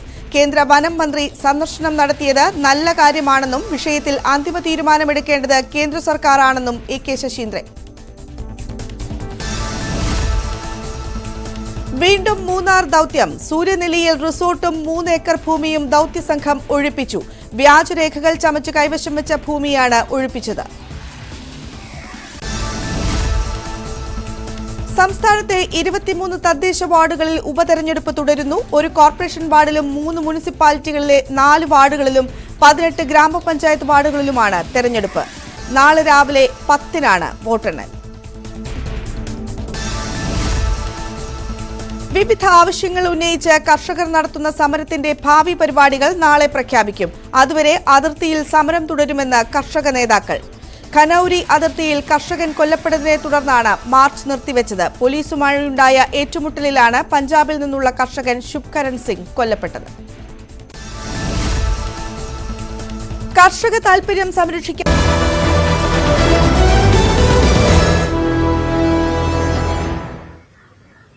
മോർണിംഗ് വൈബ്സ് ഇനി തുടരുകയാണ്. നമ്മൾ കാര്യവട്ടത്തെ സ്പോർട്സ് ഹബിൽ നിന്ന് ഗ്രീൻഫീൽഡ് സ്റ്റേഡിയത്തിൽ നിന്നാണ് മോർണിംഗ് വൈബ്സ് ചേരുന്നത്. ഒപ്പം അശ്വിൻ വിജയ് നമ്മുടെ സംസാരിക്കുകയായിരുന്നു. ബിഗ് ബോസും മാജിക്കും മെന്റലിസവും ഒക്കെ സംസാരിച്ചുകൊണ്ടിങ്ങനെ വരികയായിരുന്നു. ഒപ്പം ജീവിതത്തിലെ കഥകളൊക്കെ. അപ്പൊ അശ്വിൻ, അങ്ങനെ ബിഗ് ബോസിന്റെ വീടിനുള്ളിലേക്ക് എത്തി. അവിടുത്തെ ഒരു ലൈഫ് എങ്ങനെയുണ്ടായിരുന്നു? നമ്മളിപ്പോ പുറത്തുനിന്ന് കാണുന്നതിനെക്കാട്ട് കുറച്ചും കൂടെ ബുദ്ധിമുട്ടാണെന്ന് ഞാൻ പറയുള്ളൂ. അത് ഫീൽ ചെയ്യുന്നവർക്ക് ഭയങ്കരമായിട്ട്. കാരണം നമ്മൾ അവരെല്ലാരും പറഞ്ഞത് അതെന്താ സുഖമല്ലേ, ഒരു വീടല്ലേ, സുഖമായിട്ട് കിടക്കാമല്ലോ, സ്വകാവാന്നതിന് അത് അങ്ങനെ വെറുതെ കിടന്നാൽ മതിയല്ലോ. പക്ഷെ അങ്ങനെയല്ല, നമ്മുടെ മെന്റൽ സ്ട്രെങ്തിനെ ഒരുപാട് പരീക്ഷിക്കുന്ന ഒരു സ്ഥലമാണ്. അതെന്താ? അത് ഞാൻ പറയും. ഇപ്പൊ നമ്മളിപ്പം ജീവിക്കുന്നത് ഒരുപാട് ആൾക്കാര്, നല്ല സമൂഹം, mobile phone, watch, TV, clock എല്ലാം ഉണ്ട്. പക്ഷെ ഇതൊന്നും ഇല്ലാത്തൊരു സമയം നമുക്ക് ആലോചിക്കാൻ പറ്റും. പെട്ടെന്ന് ഒരു ദിവസം ഇതെല്ലാം ഡിസപ്പിയർ ആവുകയാണ്. മൊബൈലില്ല, ഒന്നും നമ്മുടെ ബെസ്റ്റ് ഫ്രണ്ട്സ് ഇല്ല, നമ്മുടെ മാതാപിതാക്കളിൽ ആരുമില്ല, നമുക്ക് അറിഞ്ഞൂടാത്ത കുറെ ആൾക്കാർ, അവരുടെ ഇടയിലേക്ക് നമ്മൾ പോവാണ്. ഓക്കെ, സോ ഫസ്റ്റ് നമ്മൾ ഹോസ്റ്റലിലേക്ക് കയറി ചെയ്യണം. കയറിയ സമയത്ത് ഞാൻ നോക്കിയപ്പോൾ ടോട്ടൽ 20 പേരുണ്ടായിരുന്നു. 19 പേരും എനിക്ക് അറിഞ്ഞൂടാത്ത ആൾക്കാർ, ടിവിയിലെ കണ്ടുള്ള ആൾക്കാർ മാത്രം. ഓക്കെ, എല്ലാവരും സംസാരിച്ച് ഹായ് പറഞ്ഞു. കുറച്ച് കഴിയുമ്പോഴത്തേക്കും ബിഗ് ബോസ് ടാസ്ക് തരാണ്, ഇവിടെ വരാൻ അർഹതയില്ലാത്ത 3 പേരെ സെലക്ട് ചെയ്യാൻ പറയാണ്. അതിൽ ഏറ്റവും അധികം വോട്ടിട്ട ഒരാൾ ഞാനായിരുന്നു ഫസ്റ്റ് ചെന്ന സമയത്ത്. അപ്പോ എനിക്ക് വേണ്ടി വോട്ടിട്ട ആൾക്കാരെല്ലാം ഞാൻ എഗെയിൻസ്റ്റ് ആവേ, എനിക്കെതിരെ. ഓക്കെ, സ്വാഭാവികം നമുക്കൊരു മനസ്സിനകത്തൊരു ചെറിയ ദേഷ്യം, എനിക്കെതിരെ വോട്ട് ഞാൻ ദേഷ്യം വന്നു. മനസ്സിനകത്തൊരു അവരോട് ചെറിയൊരു ദേഷ്യമുണ്ട്. അത് മനുഷ്യനാണ്, സ്വാഭാവികമാണ്. അപ്പോ വന്നു, ഒരു ഗെയിം കളിച്ചു. ആ ഗെയിമിലെ വിന്നറായി ഞാൻ ഫസ്റ്റ് ക്യാപ്റ്റനായി മാറി ബിഗ് ബോസ് സീസൺ 4. അപ്പോ നമുക്ക് എതിരെ പറഞ്ഞ ആൾക്ക് ഞാൻ ക്യാപ്റ്റനായി മാറുമ്പോൾ അവർക്ക് വീണ്ടും നമ്മളോടാവും എതിർപ്പ്. ഓക്കെ, സോ അത് ബിഗ് ബോസ് ഓട്ടോമാറ്റിക്കലി ഇട്ടിരുന്ന ഗെയിമാണ്. അപ്പൊ നമുക്ക് തമ്മിൽ വീണ്ടും ചെറിയ വാക്ക് തർക്കങ്ങളാവുന്നു. ബിഗ് ബോസ് രാവിലെ എണീപ്പിക്കുകയും പറയുന്നു, ഒരു ബെഡിൽ കിടക്കുന്നു. ഈ ഒരു ബെഡിൽ കിടക്കുന്നവരെയും മിക്കവരും കൂടുതലടി. ഞാനും ലൈക്ക് ബ്ലസ്സിലേക്ക് തമ്മിൽ ചെറിയ വിഷയങ്ങളുണ്ട്. പക്ഷെ അതൊക്കെ പിന്നെ മാറി. എങ്കിൽ പോലും അവര് എനിക്കൊന്നു ഒരാഴ്ചത്തേക്ക് 1 കിലോ ദോശക്കുള്ള മാവാണ് തരാറുള്ളത്, ഗോതമ്പ് മാവ്. പിന്നെ കുറച്ച് പയറും കുറച്ച് അരി. 17 പേരുടെ 5 കിലോ അരിയാണ് ഒരു ആഴ്ചത്തേക്കുള്ള കേട്ടോ. 17 അത് കറക്റ്റ് ആയിട്ടുള്ള കാര്യമാണ്. അവർ കാണിക്കുന്നത് വളരെ കറക്റ്റ്, റേഷൻ കറക്റ്റ് ആണ്. അപ്പൊ അതില് ഈ ദോശയ്ക്കാണ് ഏറ്റവും അടി ഞാൻ കണ്ടിട്ടുള്ളത്. അതായത് രാവിലെ എല്ലാവർക്കും വേണ്ടി, ഇപ്പൊ ഞാനിപ്പോ ഈ ആഴ്ച കിച്ചൺ ടീമിലാണെങ്കിൽ എല്ലാവർക്കും വേണ്ടി ദോശ ഇട്ട് വയ്ക്കും. അപ്പൊ ഒരാൾക്ക് 2 ദോശയാണ് രാവിലെ ഉള്ളത്. അപ്പൊ ചില ആൾക്കാര് വിശക്ക് ഒരു 1/2 ദോശകൾ എടുക്കും. അത് ജാസ്മിന്റെ ദോശ വല്ലതും അരേനെ എടുത്തെങ്കിൽ അവിടെ അന്ന് യുദ്ധം നടക്കും. എന്റെ 1/2 ദോശ എവിടെ പോയി ഇത് ചോദിച്ചു തുടങ്ങും. അപ്പൊ അതുകൊണ്ട് ഈ ദോശയ്ക്ക് പഞ്ചസാര, ചിലപ്പം ചായക്ക് കൂടുതൽ വേണം ചില ആൾക്കാർക്ക്. അപ്പൊ 1 കിലോന് തികയില്ല. അപ്പൊ അങ്ങനെ ആയപ്പോഴത്തേക്കും ചെറിയ കാര്യങ്ങൾക്ക് പോലും ഫ്രസ്ട്രേറ്റഡ് ആകും നമ്മള്. രണ്ടാമത്തെ കാര്യം, നമുക്കിപ്പോ വീട്ടിലെ പോലെ ഒരു സാധനം പെട്ടെന്ന് കടയിൽ പോയി വാങ്ങാൻ പറ്റില്ലല്ലോ. അപ്പൊ അങ്ങനെ പിന്നെ രണ്ടാമത്തെ കാര്യം വെച്ച് കഴിഞ്ഞാല്, ഒന്ന് ഈ ഉറക്കം കുറവ്, ഭക്ഷണം കുറവ്, ഇതൊക്കെ ആകുമ്പോഴത്തേക്കും നമ്മൾ ടോട്ടലി നമ്മൾ ഫ്രസ്ട്രേറ്റഡ് ആവും. കുഞ്ഞു കാര്യങ്ങൾക്ക് പോലും നമ്മൾ ഭയങ്കരമായിട്ട് ഇഷ്യൂസ് ഉണ്ടാക്കാൻ നമ്മൾ തുടങ്ങി, ഓവർ റിയാക്ട്. അപ്പൊ അങ്ങനെ ആകുമ്പോൾ നമുക്ക് ഐ തിങ്ക് ഞാൻ എവിക്റ്റ് ആവുന്നത് 35-35 ദിവസമാണ് ഞാൻ എവിക്റ്റ് ആവുന്നത്. ആ സമയത്ത് തന്നെ ഞാൻ ഇറങ്ങുന്ന സമയത്ത് എന്റെ മനസ്സുകൊണ്ട് ഐ എം സോ ഹാപ്പി. എനിക്ക് കഴിഞ്ഞു, എനിക്ക് എന്റെ വീട്ടിൽ പോയാൽ മതി. അത് കഴിഞ്ഞപ്പോഴത്തേക്കും പിന്നെ ഏഷ്യാനെറ്റിൽ അവർ ചോദിച്ചായിരുന്നു, അശ്വിൻ എങ്ങനെ എക്സ്പീരിയൻസ്? എന്റെ പൊന്ന് സാറേ, ഞാൻ ആൾക്കാരുടെ പറയാം, ജീവിതത്തിൽ ഒരിക്കലെങ്കിലും ബിഗ് ബോസിൽ പോലുള്ള ഒരു അവസരമാണെങ്കിൽ തീർച്ചയായിട്ടും പോകണം. കാരണം അതൊരു ഒന്നൊന്നര എക്സ്പീരിയൻസ് ആണ് നമ്മുടെ ലൈഫിൽ കിട്ടുന്നത്. ഏറ്റവും ഫ്രണ്ട്ലി ആയിരുന്നു നവീൻ ചേട്ടൻ. ഇപ്പോഴും ആ ഫ്രണ്ട്ഷിപ്പ് ഇപ്പോഴും മെയിൻറ്റെയിൻ ചെയ്യുന്ന ഒരാൾ നവീൻ ചേട്ടനാണ് കേട്ടോ. കാരണം അദ്ദേഹം നല്ലൊരു ഫ്രണ്ടാണ്, എപ്പോഴും കൂടെ ഉണ്ടാകാറുണ്ട്. അതൊക്കെ ഭയങ്കര സന്തോഷമാണ് നവീൻ ചേട്ടൻ എപ്പോഴും. ഓക്കെ, ഈ ബിഗ് ബോസ് വേദിയിലാണല്ലോ പിന്നെ അശ്വിന്റെ ഒരു സെക്ഷൽ ഓറിയന്റേഷൻ വെളിപ്പെടുത്തുന്നത്. ഞാനൊരു ഗേ ആണ് എന്ന് അങ്ങനെ തുറന്ന് പറയാൻ അങ്ങനത്തെ ഒരു ആലോചന ഉണ്ടായിരുന്നു, അതോ ഈ അപർണയുടെ അടുത്ത് യാദൃശ്യമായി പറഞ്ഞു പോയതാണോ? ആക്ച്വലി ഞങ്ങളുടെ സീസണിന്റെ പ്രത്യേകത ന്യൂ നോർമൽ. ഓക്കെ, സോ ഇങ്ങനെയുള്ളത് ഇങ്ങനെയുള്ള കമ്മ്യൂണിറ്റി ആൾക്കാർക്ക് കൂടുതൽ ആൾക്കാരിലേക്ക് എത്തിക്കാവുന്നതാണ് നമ്മുടെ സീസണിന്റെ സ്പെഷ്യാലിറ്റി. സോ അതുകൊണ്ട് തന്നെ ഞാനൊരു ഗേ ആണെന്നുള്ളത് എനിക്കറിയാം, എന്റെ ബെസ്റ്റ് ഫ്രണ്ട്സിന് അറിയാം, വേറെ ആർക്കും അറിയില്ല. തിരിച്ചറിഞ്ഞത് ഞാൻ ആക്ച്വലി എനിക്കൊരു 7 or 8 പഠിക്കുന്ന സമയത്താണ് എനിക്ക് ഒരു ആൺകുട്ടികളുടെ മാത്രമാണ് ഇഷ്ടം തോന്നാറ്. ഒരു പെൺകുട്ടികളുടെ എനിക്കൊരു പ്രത്യേകിച്ച് വേറൊരു ഇഷ്ടം, ഫ്രണ്ട്ഷിപ്പ് ഓക്കെ, അതിൽ കൂടുതൽ ക്രഷ് തോന്നുന്നില്ല. ബട്ട് എനിക്കൊരു ബോയ്സ് ഉണ്ടെങ്കിൽ കൂടുതൽ അവരുടെ ഇഷ്ടം ഇരിക്കാനും സംസാരിക്കാനും അതൊക്കെ കൂടുതൽ ഇഷ്ടം, അവരുടെ ലവ് കീപ്പ് ചെയ്യാനൊക്കെ ഭയങ്കര ഇഷ്ടം. അങ്ങനെയാണ് എനിക്ക് മനസ്സിലായത്.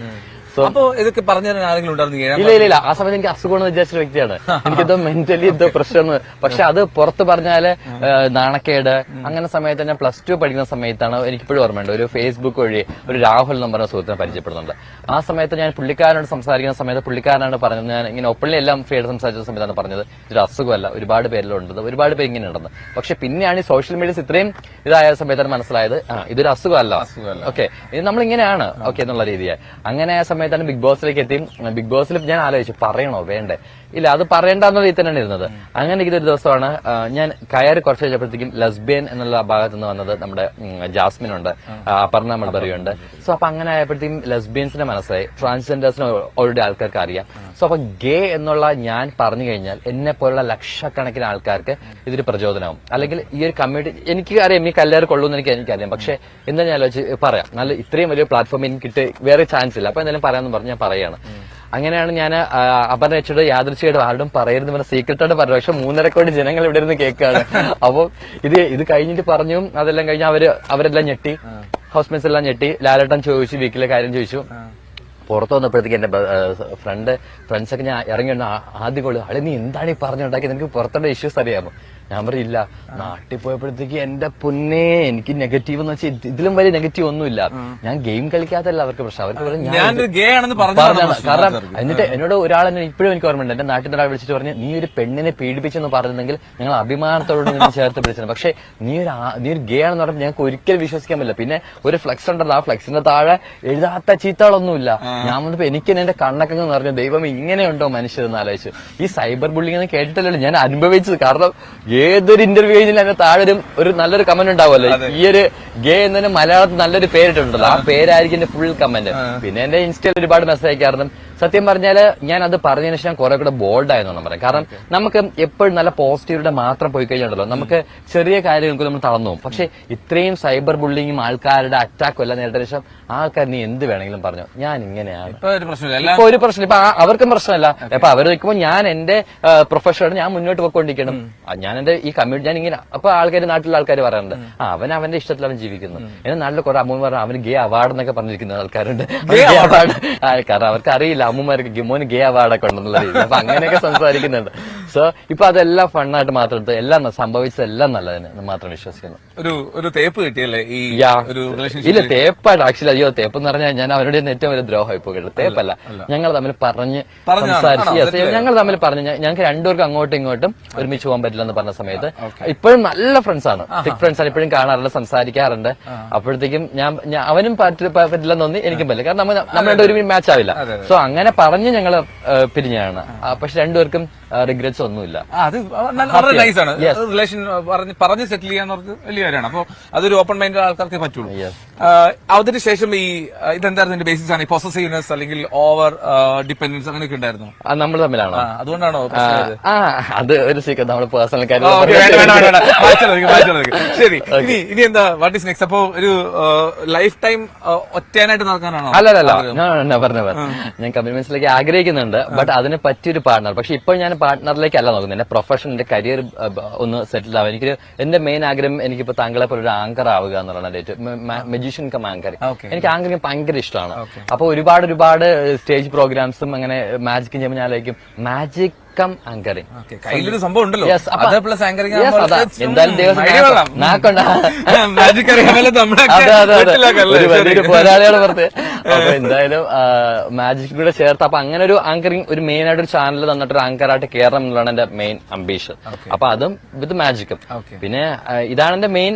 അതൊന്ന് സെറ്റ് ആക്കിയതിനു ശേഷം മാത്രമേ ബാക്കി എന്താണ് നല്ലൊരു ലൈഫ് പാർട്ണർ ലൈഫ് ഉണ്ടെങ്കിൽ സെറ്റാണ്. പക്ഷെ വരും, എല്ലാം സമയത്തിനെല്ലാം നടക്കും. ഇത്ര എത്തിയില്ലേ, എന്നാലും ബാക്കി അങ്ങോട്ട് എത്തിച്ചേരും. ഓക്കെ, അപ്പൊ ഒരു അടുത്തൊരു മാജിക് നമുക്ക് ഒരു മെന്റലിസ്റ്റിലേക്ക് പോവാം. മെന്റലിസം. ഓക്കെ, സോ നമുക്ക് അതിനു വേണ്ടി ഞാനൊരു കേൾക്കുമ്പോൾ തന്നെ ചെറിയൊരു പേടിക്കണ്ട, ഈ രൂപം മാത്രമേ കടിക്കത്തില്ല. അപ്പൊ എന്റെ ഒരു ചെറിയൊരു കിറ്റ് ഉണ്ട്. ഓക്കെ, ഇതിനകത്ത് 2 വസ്തുക്കളുണ്ട്. കാണിക്കുന്നില്ല. ഓക്കെ, നോക്കണ്ട. സോ ഇങ്ങനെ ക്ലോസ് ചെയ്ത് പിടിച്ചോ. ഗ്രേറ്റ്. ഓക്കെ, അപ്പൊ ഇതിനുള്ള അങ്ങനെ പിടിച്ചാൽ മതി. ഓക്കെ, ഇതിൽ 2 വസ്തുക്കളുണ്ട്. സോ നമുക്ക് ലോകത്തിലെ ഏറ്റവും വിലപിടിപ്പുള്ള വസ്തു എന്താണെന്ന് അറിയോ? ഏറ്റവും വിലപിടിപ്പുള്ള വസ്തുവാണോ? എന്ത് ലോകത്തിലെ ഏറ്റവും വിലപിടിപ്പുള്ള ഒരു സാധനം? ഏറ്റവും വിലപിടിപ്പുള്ള സാധനം എന്നൊക്കെ പറഞ്ഞാൽ അത് ഇപ്പൊ നമ്മൾ ഓരോരുത്തർ ഡിപ്പെൻഡ് ആണ്. ഓക്കെ, ടൈം, സമയം ലോകത്തിലെ ഏറ്റവും വിലപിടിപ്പുള്ള, കാരണം അത് കറക്റ്റ് ആണ്. സോ അപ്പം ഒരു ടൈം, ഇവിടെ ഒരു മുൻപ് വലിയൊരു ക്ലോക്കുകളായിട്ട് ഇമാജിൻ ചെയ്യുക. ഒരു വലിയൊരു ക്ലോക്ക് ഉണ്ട്. ഓക്കെ, ആ ക്ലോക്കില് ഒരു ടൈം, ജസ്റ്റ് ഒന്ന് ഇമാജിൻ. ഒരു വലിയ ക്ലോക്കിങ്ങനെ സൂചി ഇങ്ങനെ ഓടിക്കൊണ്ടിരിക്കുന്നത്. ഒരു മണിക്കൂർ സൂചിയുണ്ട്, മിനിറ്റ് സൂചിയുണ്ട്, സെക്കൻഡ് സൂചിയുണ്ട്. അതിൽ ഏതെങ്കിലും ഒരു ടൈം എത്തുമ്പോൾ ജസ്റ്റ് ഒന്ന് സ്റ്റോപ്പ് ചെയ്യുന്നതായിട്ട് ഇമാജിൻ ചെയ്യാം. ആ ക്ലോക്ക് നിൽക്കുകയാണ്. നിന്നു. റെഡി? നമുക്ക് ആർക്കും ഒരു ടൈം ജസ്റ്റ് റാൻഡം ആയിട്ട് ബ്രോ ചൂസ് ചെയ്ത ടൈം. ഞാനിപ്പോ 1, 2, 3 എന്ന് പറയുമ്പോൾ ഇവിടെ സ്റ്റാർട്ട് ചെയ്യുമ്പോൾ ആ ടൈം ഒന്ന് പറയാം. മുഖത്ത് ഞാൻ ജസ്റ്റ് ടച്ച് ചെയ്യും. ഓക്കെ, അപ്പൊ ഞാനൊരു ടൈം ഇപ്പൊ മനസ്സിൽ വിചാരിച്ചിട്ടുണ്ട്. ആ ടൈം ഈ കൈ കാണിക്കുമ്പോൾ ഞാൻ പറഞ്ഞാൽ മതി. ശരി, പറയണോ? പറയാം. ഞാൻ പറഞ്ഞിട്ട് മാത്രം. Do one change your mind. Change ചെയ്യണ്ട. Strong, right? Okay, 1, 2 and 3. What's the time? Time പറഞ്ഞോളൂ. 12:10 PM. 12:10. എന്തുകൊണ്ട് 12:10 വിചാരിച്ചു? പെട്ടെന്ന് ഇങ്ങനെ കറങ്ങി വന്നപ്പോ ഇവിടെ 12ഉം 10ഉം വെറുതെ. ഇത് റാൻഡം ചോയ്സ് ആയിരുന്നു. ഞാൻ ഒരു തരത്തിൽ ഞാൻ ബ്രോനെ ഇൻഫ്ലുവൻസ് ചെയ്തിട്ടില്ല. ബിഫോർ ദി ഗെയിം ഒരു സാധനം ചെയ്തേക്കാം. അപ്പൊ 12:10 ടൈം മാർക്കണ്ട. 12:10 ഒരു ക്ലോക്ക് ഉണ്ട്. അല്ല, ക്ലോക്ക് എടുക്കണ്ട, അതിരിക്കട്ടെ. ഒരു ഗെയിം കൂടി കളിക്കാം. ബ്രോ ഒരു മാർജിൻ ഫ്രീക്കുള്ളിലേക്ക് നടന്നു പോകുന്നതിന്റെ ഇമാജിൻ ചെയ്യാം. Close your eyes. മാർജിൻ ഫ്രീക്കുള്ളിൽ പോകുന്ന സമയത്ത് ഒരുപാട് വസ്തുക്കളുണ്ട് ഷെൽഫുകളിലാട്ടാ. അപ്പം പെട്ടെന്ന് ഷെൽഫിൽ നിന്ന് എടുക്കാൻ തന്ന പെട്ടെന്നൊരു വസ്തു, ഇഷ്ടമുള്ള ഒരു വസ്തു ജസ്റ്റ് ഒന്ന് മനസ്സിലേക്ക് ഇമാജിൻ ചെയ്തേ. ശരി. ഓക്കെ, ഒരു വസ്തു കയ്യിലുണ്ട്, എടുക്കാണോ അത്? ഓക്കെ, എന്താണെന്ന് പറയാമോ? എന്താന്ന് പറയണേ? എടുത്ത് വസ്തു എനിക്ക് കണ്ണു തുറക്കാമോ? കണ്ണുറന്നോളൂ. ഓക്കെ, ഓറഞ്ച് ജ്യൂസ് എടുത്തു. ഓറഞ്ച് ജ്യൂസ് എടുത്തു. ഇത് 2 റാൻഡം ചോയ്സ് ആയിരുന്നു. ഞാൻ ഒരു തരത്തിൽ ഞാൻ ഇൻഫ്ലുവൻസ് ചെയ്തിട്ടില്ല. ബിഫോർ ദി ഗെയിം എന്റെ ഫ്രണ്ട് എനിക്ക് പാക്ക് ചെയ്ത് കവർ ആയിരുന്നു. ഓപ്പൺ ചെയ്തോളൂ. യെസ്, അതിനകത്തൊരു ക്ലോക്ക് ഉണ്ട്. സോ നമ്മൾ ക്ലോക്ക് എടുക്കുന്ന സമയത്ത് ഇറ്റ്സ് കറക്റ്റ് ടൈം 12:10. 12:10. യെസ്. ഇപ്പൊ ഇനി ഒരു സാധനം പറഞ്ഞിട്ടുണ്ടായിരുന്നു. എന്തായിരുന്നു? Orange juice. അപ്പോ ജസ്റ്റ് സ്നാപ്പ് ചെയ്ത് കഴിഞ്ഞാല് യെസ്. എന്നാ കുറച്ചുകൂടി വലിയ എന്തെങ്കിലും പറയായിരുന്നു. ഓറഞ്ച് ജ്യൂസ് വേണ്ടത്. ആക്ച്വലി ഇറ്റ്സ് നെസ്ലയുടെ കോഫി ആയിപ്പോയി. പൊളിഞ്ഞോ? ഓക്കെ, സംടൈംസ് ഇങ്ങനെ മജീഷ്യൻസിന് അബദ്ധങ്ങൾ പറ്റാറുണ്ട്. അപ്പൊ ഇങ്ങനെ ഷോയിലിടയ്ക്ക് ഇങ്ങനെ പറ്റും, ഒരുപാട് പറ്റും. അപ്പം ഇത് തന്നോളൂ. സീൽഡ് ആയിട്ടുള്ള ഒരു പാക്കാണ് ഇത്. നമുക്കിപ്പം കോഫി മാറിക്കഴിഞ്ഞാൽ മാജിക് ജസ്റ്റ് ഒന്ന് കയ്യിലേക്ക് ഇങ്ങനെ പിടിക്കാവോ, ചേർത്ത് പിടിക്കാം. ജസ്റ്റ് ഇമാജിൻ ചെയ്യാം ഈ കോഫി ബ്രോ പറഞ്ഞ ഇത് കോഫിയാണ്, ഐസ്ഡ് ലാറ്റയാണ് തന്നിരിക്കുന്നത്. ഞാൻ ഓറഞ്ച് ജ്യൂസാ പറഞ്ഞത്, പക്ഷെ അല്ലെങ്കിൽ പൊളിഞ്ഞെന്ന് തോന്നുന്നു. നോക്കട്ടെ. ഓക്കെ, സോ ജസ്റ്റ് റിലാക്സ് ചെയ്യാം. ഇത് എന്റെ മൈൻഡിന്റെ പവർ കൊണ്ട് ഇത് ഓറഞ്ച് ജ്യൂസ് ആവുമെന്ന് ജസ്റ്റ് ഇമാജിൻ ചെയ്യാം. Got it? അശ്വിന്റെ മൈൻഡിന്റെ എന്റെ മൈൻഡിന്റെ അത് മാറിയിരിക്കും. ഉറപ്പാണ്. പവർഫുൾ ആണോ? സെറ്റ് ആണ്. ഓപ്പൺ പൊട്ടിക്കാനാ? സീൽഡ് ആണ്. സീൽഡ് ആണല്ലോ. പൊളിച്ചോട്ടെ? പൊളിച്ചു.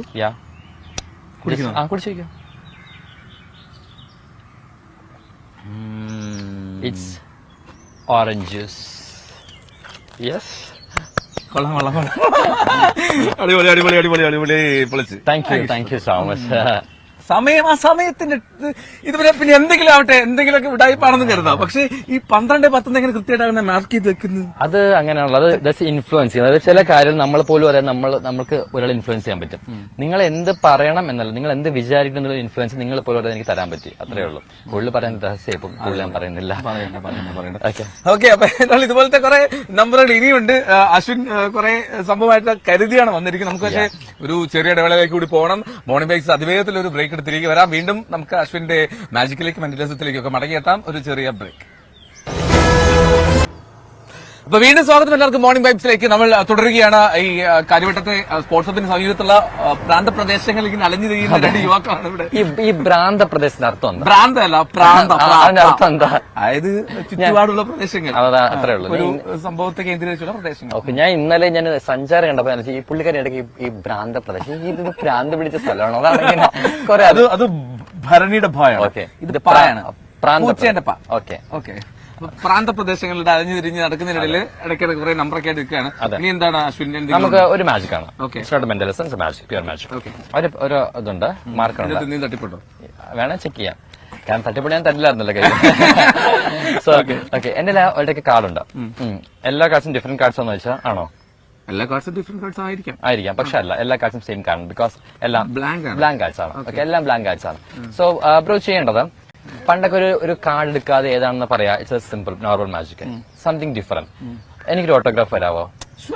ഓക്കെ, ഒരു ഓട്ടോഗ്രാഫ്, ഒരു അല്പം ബിഗ് ആൻഡ് ബോൾഡ് ആയിട്ട്. ഓക്കെ, ഇതിലേക്ക് ഇട്ടുള്ളൂ, ഒരു വെച്ചിട്ടുള്ളൂ. എൽദോ വിത്ത് ഓക്കെ, ലവ്. ഓക്കെ, ലവ് ഒക്കെ തന്നെ എനിക്ക്. ഓക്കെ, എൽദോ വിത്ത് ലവിന്റെ ഒരു ജസ്റ്റ് ഒരു ഓട്ടോഗ്രാഫ് ഉണ്ട്. Eldho bro, you have pocket? Okay, so എനിക്ക് പോകാൻ ഞാൻ ചെയ്യുന്നത്, ഈ ഒരു കാർഡ് എടുത്തതിന് ശേഷം ബ്രോ ഞാൻ ജസ്റ്റ് ഒന്ന് ഇതൊന്ന് ഫോൾഡ് ചെയ്യാണ്. So open your mouth. കടിച്ചു പിടിച്ചു ബ്രോ. എന്ത് ഭംഗിയാന്ന് നോക്കിയപ്പോ എൽദോ ബ്രോനെ കാണാനായിട്ട്. So Eldho bro, you know my name? വേണ്ട, എടുക്കാതെ പറയണോ? അശ്വിൻ. ഓക്കെ, പത്രമൊക്കെ വായിക്കാറുണ്ടല്ലേ? പീഡന കേസൊന്നല്ല കേട്ടോ. Open the pen. Okay, so ഞാൻ ചെയ്യുന്നത്, ഈ ഒരു കാർഡിലേക്ക് എന്റെ ഒരു സിഗ്നേച്ചർ, ഞാൻ അശ്വിൻ എന്ന് ഇട്ടൊരു കാർഡുണ്ട്. ഈ കാർഡ് എടുത്തതിന് ശേഷം ഞാൻ ജസ്റ്റ് ഒന്ന് ഫോൾഡ് ചെയ്യാൻ ശേഷം ഞാനും ഒന്ന് കടിച്ചു പിടിക്കണം. സോ എന്റെ ചോദ്യം ഇതാണ്, അത് ആർഡർ സിഗ്നേച്ചറാണ്? അത് ആർഡർ കാർഡാണ്? ഇത് ആർഡർ കാർഡാണ്? ഓക്കെ, ഇനി നമുക്ക് മാജിക് കിടക്കാം. Just relax your mind. ഇതൊക്കെ മൈൻഡ്. അതെ, സ്റ്റാർട്ട് ചെയ്യണോ? സ്റ്റാർട്ട് ചെയ്യാം പ്ലീസ് സൂപ്പർ അതെ don't feel bad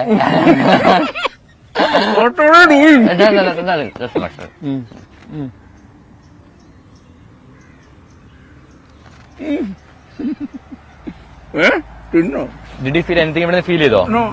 No, but I got your signature in my mouth. ബ്രോന്റെ ഓട്ടോഗ്രാഫ് എന്റെ കയ്യിലുണ്ട്. So take the card and open it and show it to everyone.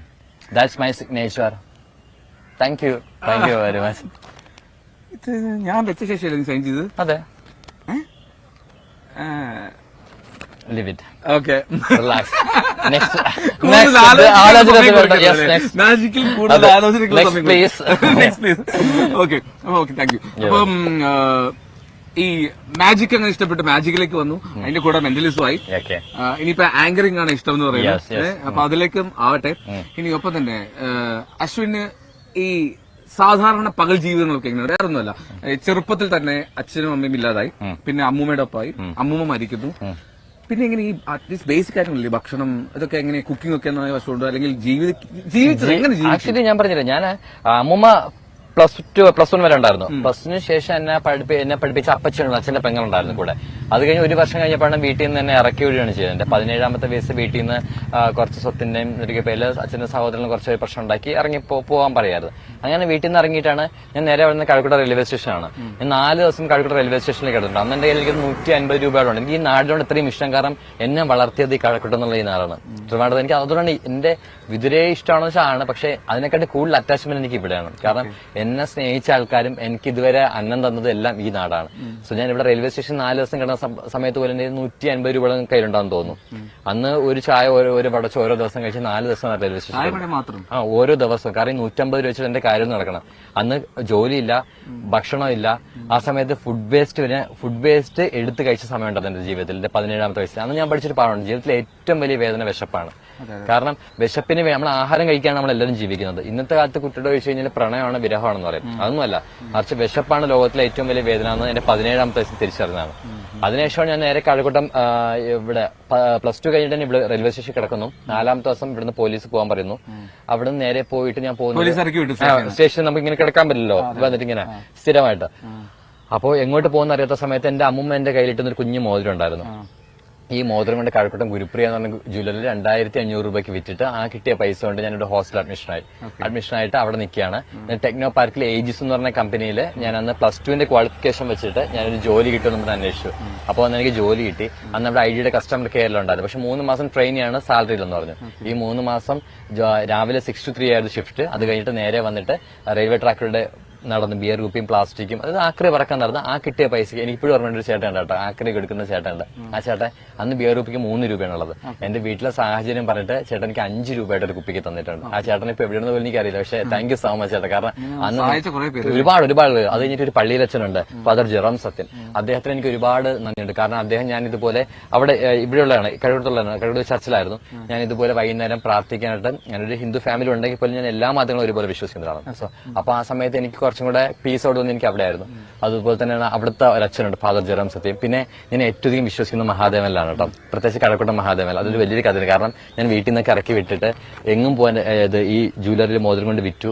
എല്ലാം കഴിഞ്ഞ് ജോലിയൊന്നും ഇല്ലാത്ത സമയത്ത് ഞാൻ ആദ്യമായിട്ട് ഒരു അമ്പലത്തിൽ മുന്നിൽ പോയി കരയാണെങ്കിൽ മഹാദേവന്റെ മുന്നിലാണ്.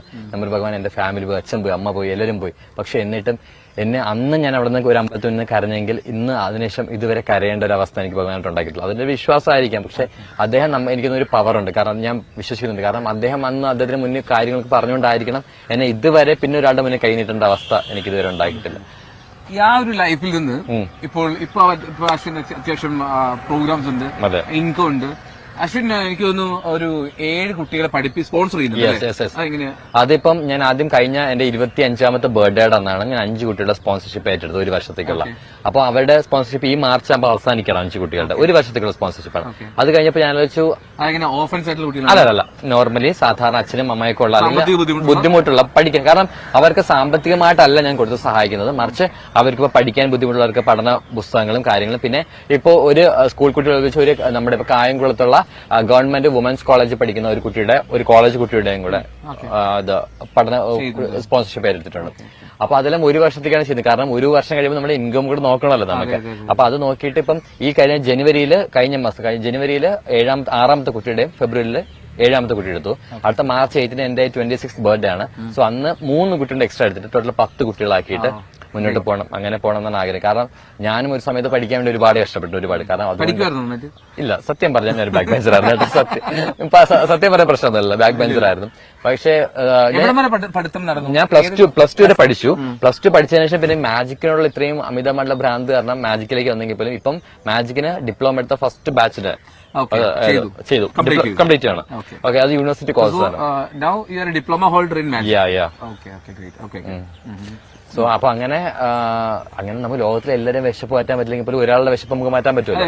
അപ്പൊ അതുകൊണ്ട് അങ്ങനെ ചെയ്യാം എന്നല്ല. ഇതും പറഞ്ഞ് ഇത് ഞാൻ വലിയ ചാരിറ്റി നന്മവരാണ് ഇതൊന്നും പറയുന്നതല്ല കേട്ടോ. എന്നെ കൊണ്ട് പറ്റുന്ന ചെറിയ സഹായം ചെയ്യുന്നു, അത്രേ ഉള്ളൂ. ശരി, അപ്പൊ ഇനി സമയം പെട്ടെന്ന് ഓടിപ്പോയിക്കൊണ്ടിരിക്കുക. അതുകൊണ്ട് എനിക്ക് അടുത്തൊരു മാജിക് ഒരു ബെൻഡലിസം ട്രൈ ചെയ്യാം. ഓക്കെ, മാജിക് ആണോ? മെന്റലിസം കുറച്ചും കൂടെ രസമല്ലേ? ഓക്കെ, എന്റെ ബുക്സ് ഒക്കെ വായിക്കാറുണ്ടോ? ഇല്ല, അങ്ങനെ ദുശീലങ്ങളൊന്നുമില്ല. ഇടയ്ക്ക് ദുശീലമുണ്ട്. ഓക്കെ, 2 ബുക്സ് ഉണ്ട്. Da Vinci Code and Catbird Castle. ഇതിലേലും ബുക്ക് വായിച്ചിട്ടുണ്ടോ? ഓക്കെ, അപ്പൊ ഏതെങ്കിലും ബുക്ക് വായിക്കാൻ താല്പര്യമുണ്ടോ? Take book. Do you want change?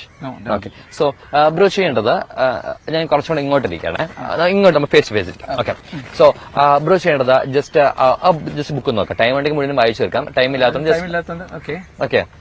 Okay bro ചെയ്യേണ്ടത് അതിനൊന്ന് നമുക്ക് ചില ദിവസങ്ങളിൽ ചില പ്രത്യേക മതക്കാർ അല്ലെങ്കിൽ ഏതെങ്കിലും മത ആൾക്കാർ ഒരു പേജ് എടുത്ത് അന്നത്തെ ദിവസം നോക്കുകയാണെങ്കിൽ ഖുറാൻ, അതുപോലെ ബൈബിൾ, അതുപോലെ മഹാഭാരതം എല്ലാം നോക്കാം. സോ അതുപോലെ തന്നെ ഈ ബുക്കിന്റെ ഇഷ്ടമുള്ളൊരു പേജ് ഓപ്പൺ ചെയ്യാം. ഇന്നത്തെ ദിവസം ഇങ്ങനെ ഒരു രജിസ്റ്റർ പേജ് ഓപ്പൺ ചെയ്യാം. ഓപ്പൺ ചെയ്തോ.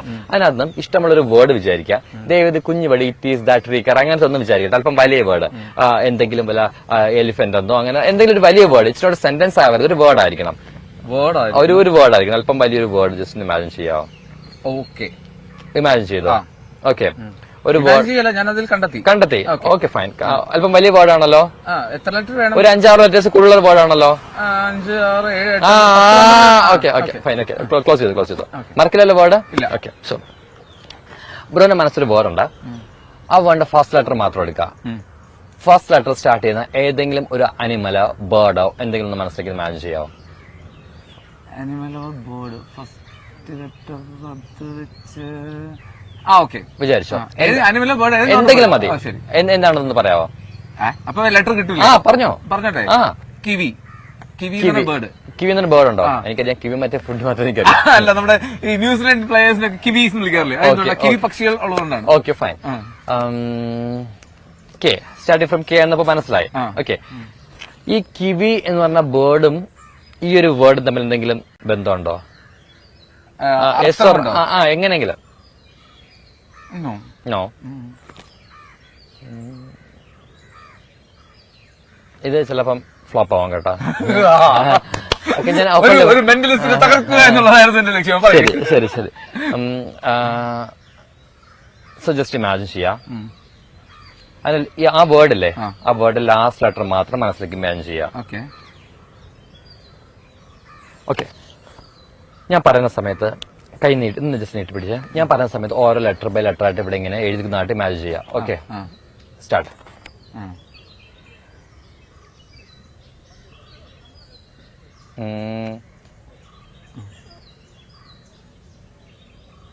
അതിന് ഇടയിൽ എവിടെയായിട്ടും ഡി ഉണ്ടോ? Okay, 1 second. 1 2 3 4 5 6. ലൈക്ക് ഞാൻ പറയാം, എന്തെങ്കിലും ഒരു നെഗറ്റീവ് വൈബ് ഉള്ള ഒരു വേർഡ് ആവണോ? Yes. Okay, so I don't know the word. For the first time bro, I don't know, കുഴപ്പമില്ല കേട്ടോ. എല്ലാവർക്കും വേണ്ടി ആ വേർഡ് ഒന്ന് പറയാവോ? Kidnapping. This is kidnapping, right?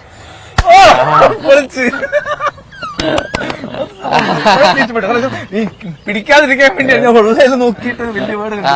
എന്ത് സന്തോഷം, ഞാൻ പൊള്ളിയെന്ന് പറഞ്ഞപ്പോ ആദ്യമായിട്ട് മെന്റസിനെ പൊള്ളിച്ചെന്ന്. Thank you. പഠിപ്പിക്കാം. 2000 രൂപ ലക്ഷം വെച്ചിട്ട് കാൻഡർ ഇതൊക്കെ ഒന്ന് കണ്ടാ സെറ്റാക്കാം. അക്ഷരാർത്ഥം ചെട്ടിട്ടോ. കാരണം അത് അത് പറയില്ല എന്ന് എന്റെ വിചാരം ഉണ്ടായിരുന്നു. അത് ഇവൻ ആദ്യം പൊളിഞ്ഞു എന്നൊക്കെ അഭിനയിച്ചപ്പോ ഞാൻ വിചാരിച്ചു ഓക്കെ കൊള്ളാം. അപ്പം ഈ മെന്റലിസം ആണോ മാജിക് ആണോ ആൾക്കാരെ പെട്ടെന്ന് ഇൻഫ്ലുവൻസ് ചെയ്യുന്നത്? ഡിപ്പെൻസ് ഓൺ ദി സ്റ്റേജ് ആണ്. ഇപ്പൊ ചില ഏറ്റവും കൂടുതൽ ഇൻഫ്ലുവൻസ് ആയതിലാട്ടോ. ഓക്കെ, മെന്റലിസത്തിന് അത് നമ്മൾ കാര്യം യൂത്തിന് കുറച്ചും കൂടി ഇഷ്ടം മെന്റലിസം ആയിരിക്കും. ഇപ്പൊ ചിലപ്പോൾ ചില സ്റ്റാൻഡേർഡ് ഓഡിയൻസിന് മെന്റലിസം ചിലപ്പോൾ ഇഷ്ടപ്പെടും. പക്ഷെ ഒരു സാധാരണക്കാർക്ക് ചിലപ്പോൾ മെന്റലിസം ചിലപ്പോൾ പെട്ടെന്ന് ഇറക്കുന്നില്ല. അവർക്ക് ചിലപ്പോൾ ഇഷ്ടം കുറെ ഫ്ലവർ വരുന്നത്, കുട്ടികൾക്കായാലും ഫ്ലവർ വരുന്നത്, പ്രാവ് വരുന്നത്, ഒരു പെണ്ണ് രണ്ടായിട്ട് മുറിക്കുന്നത്, അതൊക്കെയാണ് ചില ആൾക്കാർക്ക് ഇഷ്ടം. ചില ആൾക്കാർക്ക് കാരണം നമ്മളെ പോലെ യൂത്തിന് കൂടുതൽ ഇഷ്ടം, കാരണം അവരത് കണ്ട് മടുത്തുകൊണ്ടായിരിക്കും. യൂത്തിന് ഒരുപാട് ഫോണും സോഷ്യൽ മീഡിയസ് യൂസ് ചെയ്യുന്നുണ്ട്. അവർക്ക് ഇഷ്ടം മെന്റലിസം, മനസ്സുള്ള കാര്യങ്ങൾ പറയുക, അതൊക്കെയാണ് അവർക്ക് യൂത്തിന് കൂടുതൽ ഇഷ്ടം. മെന്റലിസം ആണ് എന്റെ ഒരു ഇത് വെച്ചെടുക്കുക. എന്റെ മാത്രമാണ് എനിക്ക് വേറെ മെജീഷ്യൻസ് ഒന്നും കയറി പൊങ്കാലിടരുത് പ്ലീസ്. ഈ പിന്നെ ബിഗ് ബോസ് ഫാമിലി പോയിട്ട് അവിടെ പോയിട്ട് ഇങ്ങനെ മെന്റലിസം ഇറക്കുമായിരുന്നു. അതിൽ ഒറ്റ തവണ മാത്രമേ മെന്റലിസം ചെയ്യാൻ പറ്റുള്ളൂ. കാരണം അത് പേപ്പറില്ല, പെന്നില്ല, ഒരു എക്യുപ്മെന്റ്സും ഇല്ല, ഒന്നുമില്ല. ഒരു ക്ലോക്ക് ഇല്ല, ടൈം പ്രഡിക്ഷൻ ചെയ്യാൻ വേണ്ടി ക്ലോക്ക് വേണ്ടേ, ഒന്നുമില്ല. ഞാൻ ആകെ ഒരു സ്വന്തം ചെയ്യുന്നതിന് ടിഷ്യൂ പേപ്പറിനകത്ത് കണ്ണ് ചെയ്യുന്ന കരി കൊണ്ടാണ് ഞാൻ എന്തൊക്കെ നമ്പർ എഴുതുന്നത്. അത്രയും ബുദ്ധിമുട്ട് നമുക്കൊന്നും തരത്തില്ലല്ലോ അവര്. ഒരു ദിവസം മാത്രം ജസ്റ്റ് ഒന്ന് പെർഫോം ചെയ്തു, അത്രേ ഉള്ളൂ. പിന്നെ നമുക്ക് നല്ല മൈൻഡ് വേണം, നല്ല പോസിറ്റീവായിട്ടിരുന്നാൽ മാത്രമേ പോസിറ്റീവായിട്ട് പെർഫോം ചെയ്യാൻ പറ്റുള്ളൂ. അതിനകത്ത് പോകുമ്പോൾ ഫുൾ അടിയല്ലേ. നിനക്ക് അവിടെ ഞാനൊരു ദിവസം ബാത്റൂമിൽ പോയപ്പോഴത്തേക്കും 2 വ്യക്തികളുടെ പേര് പറയുന്നുണ്ട്. അവർ 2 കൂടെ എന്നെ പറ്റി ഞാൻ അവർക്ക് ഫുഡെല്ലാം റെഡിയാക്കി, കിച്ചണിലെല്ലാം റെഡിയാക്കി, ഞാൻ ബാത്റൂമിൽ കയറിയിട്ട് ഇറങ്ങിയ സമയത്ത് മൈക്ക് ഞെട്ടുണ്ടാണ് അകത്ത് കയറിയത്. എന്നെ പറ്റി നുണയോടാണ്, അവനുണ്ടല്ലോ അവൻ മഹാവൃത്തി കെട്ടവനാണ് അതിനകത്ത്. അപ്പൊ നമ്മുടെ മനസ്സ് സങ്കടം ഉണ്ടല്ലോ, കാരണം നമ്മളെ പറ്റി ഇങ്ങനെയും പറയുന്ന ആൾക്കാരുണ്ടല്ലോ, ഇങ്ങനെയും മനുഷ്യരുണ്ടെന്ന് പഠിപ്പിക്കുന്ന ബിഗ് ബോസ് ആണ് കേട്ടോ. സത്യം നമ്മൾ മുന്നിൽ നിന്ന് കാണുന്നല്ലാതെ, കാരണം ബിഗ് ബോസ് കഴിഞ്ഞ് ഇറങ്ങിയ ശേഷം ഞാൻ സത്യം പറഞ്ഞ ഇതുവരെ എന്റെ എപ്പിസോഡ്സ് കണ്ടിട്ടില്ല. ആകെ 2-3 എപ്പിസോഡ്സ് ഞാൻ കണ്ടില്ല. എവിക്ഷൻ കണ്ടു, എന്റെ എൻട്രി കണ്ടു, എന്നെ ആരൊക്കെ നോമിനേറ്റ് ചെയ്തു കണ്ടു. എന്നെ ഏറ്റവും നോമിനേറ്റ് ചെയ്തത് അതിനകത്ത് എന്നെ ഏറ്റവും ഇഷ്ടപ്പെടുന്ന ഒരാളാണ്. ആളെന്ത് കാണുമ്പോൾ അയ്യോ ഭയങ്കര ഇഷ്ടം, മോനെ മക്കളെ ചക്കര നിലച്ചിട്ട് അതിനകത്ത് അശ്വിൻ അവൻ ഒട്ടും ആക്റ്റീവ് അല്ല, അവൻ ഇവിടുന്ന് പുറത്ത് പോകണമെന്ന് ഏറ്റവും ആഗ്രഹിക്കുന്ന അവനാണ്. ഞാനപ്പോ ഞെട്ടിപ്പോയി. ദൈവമേ, മനുഷ്യർക്ക് ഈ 2 ഫേസ് ഉണ്ടല്ലോ എന്ന്. പക്ഷെ ഞാൻ നോമിനേറ്റ് ചെയ്ത് വേറൊരാളായിരുന്നു കേട്ടോ. അയാൾ സത്യം പറഞ്ഞാൽ പാവമായിരുന്നു. ഞാൻ പിന്നീട് മനസ്സിലാക്കി നമ്മള് കാണുന്ന ആൾക്കാരല്ല ആക്ച്വലി റിയൽ എന്ന് പറയുന്നത്. പഠിപ്പിച്ചെന്ന ബിഗ് ബോസ് ആണ്. അപ്പം ഇനി ഒരു അടുത്തൊരു ട്രിക്ക് എല്ലാം കരുതിയിട്ടുണ്ടോ? നമുക്ക് കുറച്ച് കഴിഞ്ഞാൽ ചെയ്യണമെങ്കിൽ ചെയ്യാം. നമുക്ക് ഇപ്പൊ പറഞ്ഞു കഴിഞ്ഞാൽ മാജിക്കിന് പിന്നെ പറയേണ്ടതാണ്. ഓക്കെ, അതെ. നമുക്ക് ബ്രോന്റെ എന്തെങ്കിലും സാധനം കയ്യിൽ എന്തെങ്കിലും, ലൈക്ക് ഇപ്പൊ ഒരു കർച്ചീഫ് എന്തെങ്കിലും ഓക്കെ ഓക്കെ ശരി. ഓക്കെ, ബ്രോന്റെ ഒരു കർച്ചീഫ് ഉണ്ട്. സോ രണ്ടാമത്തെ എന്റെ ഒരു സിൽക്ക് ഉണ്ട്. ഈ സിൽക്കിന്റെ കളർ എന്താണ്? Okay, take the silk. Okay, നോർമലാണ് ചെക്ക് ചെയ്താൽ. നല്ല മാജിക്സ്, ട്രിക്സ്, രഹസ്യങ്ങളോ ഫോക്കസ് ഉണ്ടെന്ന് ചെക്ക് ചെയ്ത് വെക്കാം. നോർമലാണ്. ഓക്കെ, ചെറിയൊരു ഓട്ടൊക്കെ ഉണ്ട്, അത് കാണിച്ചു. ഓക്കെ, ഞാൻ ചെയ്യുന്നത് ഈ ഒരു കർച്ചീഫിനുണ്ട് ലെഫ്റ്റ് ഹാൻഡിലേക്കിട്ട് മൂടി വയ്ക്കുകയാണ്. ഞാൻ ചെയ്യുന്നത് ഈ ഒരു കർച്ചീഫിനുള്ളിലേക്ക് ഞാൻ ഒരു ഹോൾ ഉണ്ടാക്കിയാണ്. ഈ ഹോളിനുള്ളിലേക്ക് ഇതുപോലെ ഈ റെഡ് കളർ സിൽക്കിനെ ഞാൻ കയറ്റുകയാണ്. എന്റെ ചോദ്യം ഇതാണ്, ഈ സിൽക്കിന്റെ കളർ എന്താണ്? ഇപ്പോഴോ ലാസ്റ്റ് ടൈം ഇപ്പോഴോ ഞാൻ ചെയ്യുന്നത് ഈ റെഡ് ക്ലാസ് സിൽക്കിനെ നന്നായിട്ട് ഇതിനുള്ളിലേക്ക് പുഷ് ചെയ്ത് കയറ്റിയ ശേഷം ഞാൻ മാജിക്കിന് മന്ത്രം ചൊല്ലുന്നു. ഹോക്കസ് ഫോക്കസ് അബ്രാകഡബ്ര ചൊല്ലുന്നു. അതിന്റെ സത്യം എനിക്കറിയില്ല. ഇത് കുഞ്ഞിലെ പഠിച്ചാണ് ഞങ്ങൾ പറയുന്നത് മാത്രം. അപ്പൊ മാജിക്കിന് മന്ത്രം ചൊല്ലിട്ടുണ്ട്. അപ്പൊ ഇവിടെ എന്ത് മാജിക് സംഭവിക്കായിരിക്കും? ഒരു പൂ വരുമായിരിക്കും, അല്ലെങ്കിൽ ഒരു എന്തെങ്കിലും. അങ്ങനെയാണല്ലോ നിങ്ങൾ സ്ഥിരം ചെയ്യാറ്. ഓക്കെ, അപ്പൊ ചിലപ്പോൾ കളർ ചേഞ്ച് ആവും. What ever. But number 1, 2 and 3 it's totally and completely vanished. Okay, ശരി.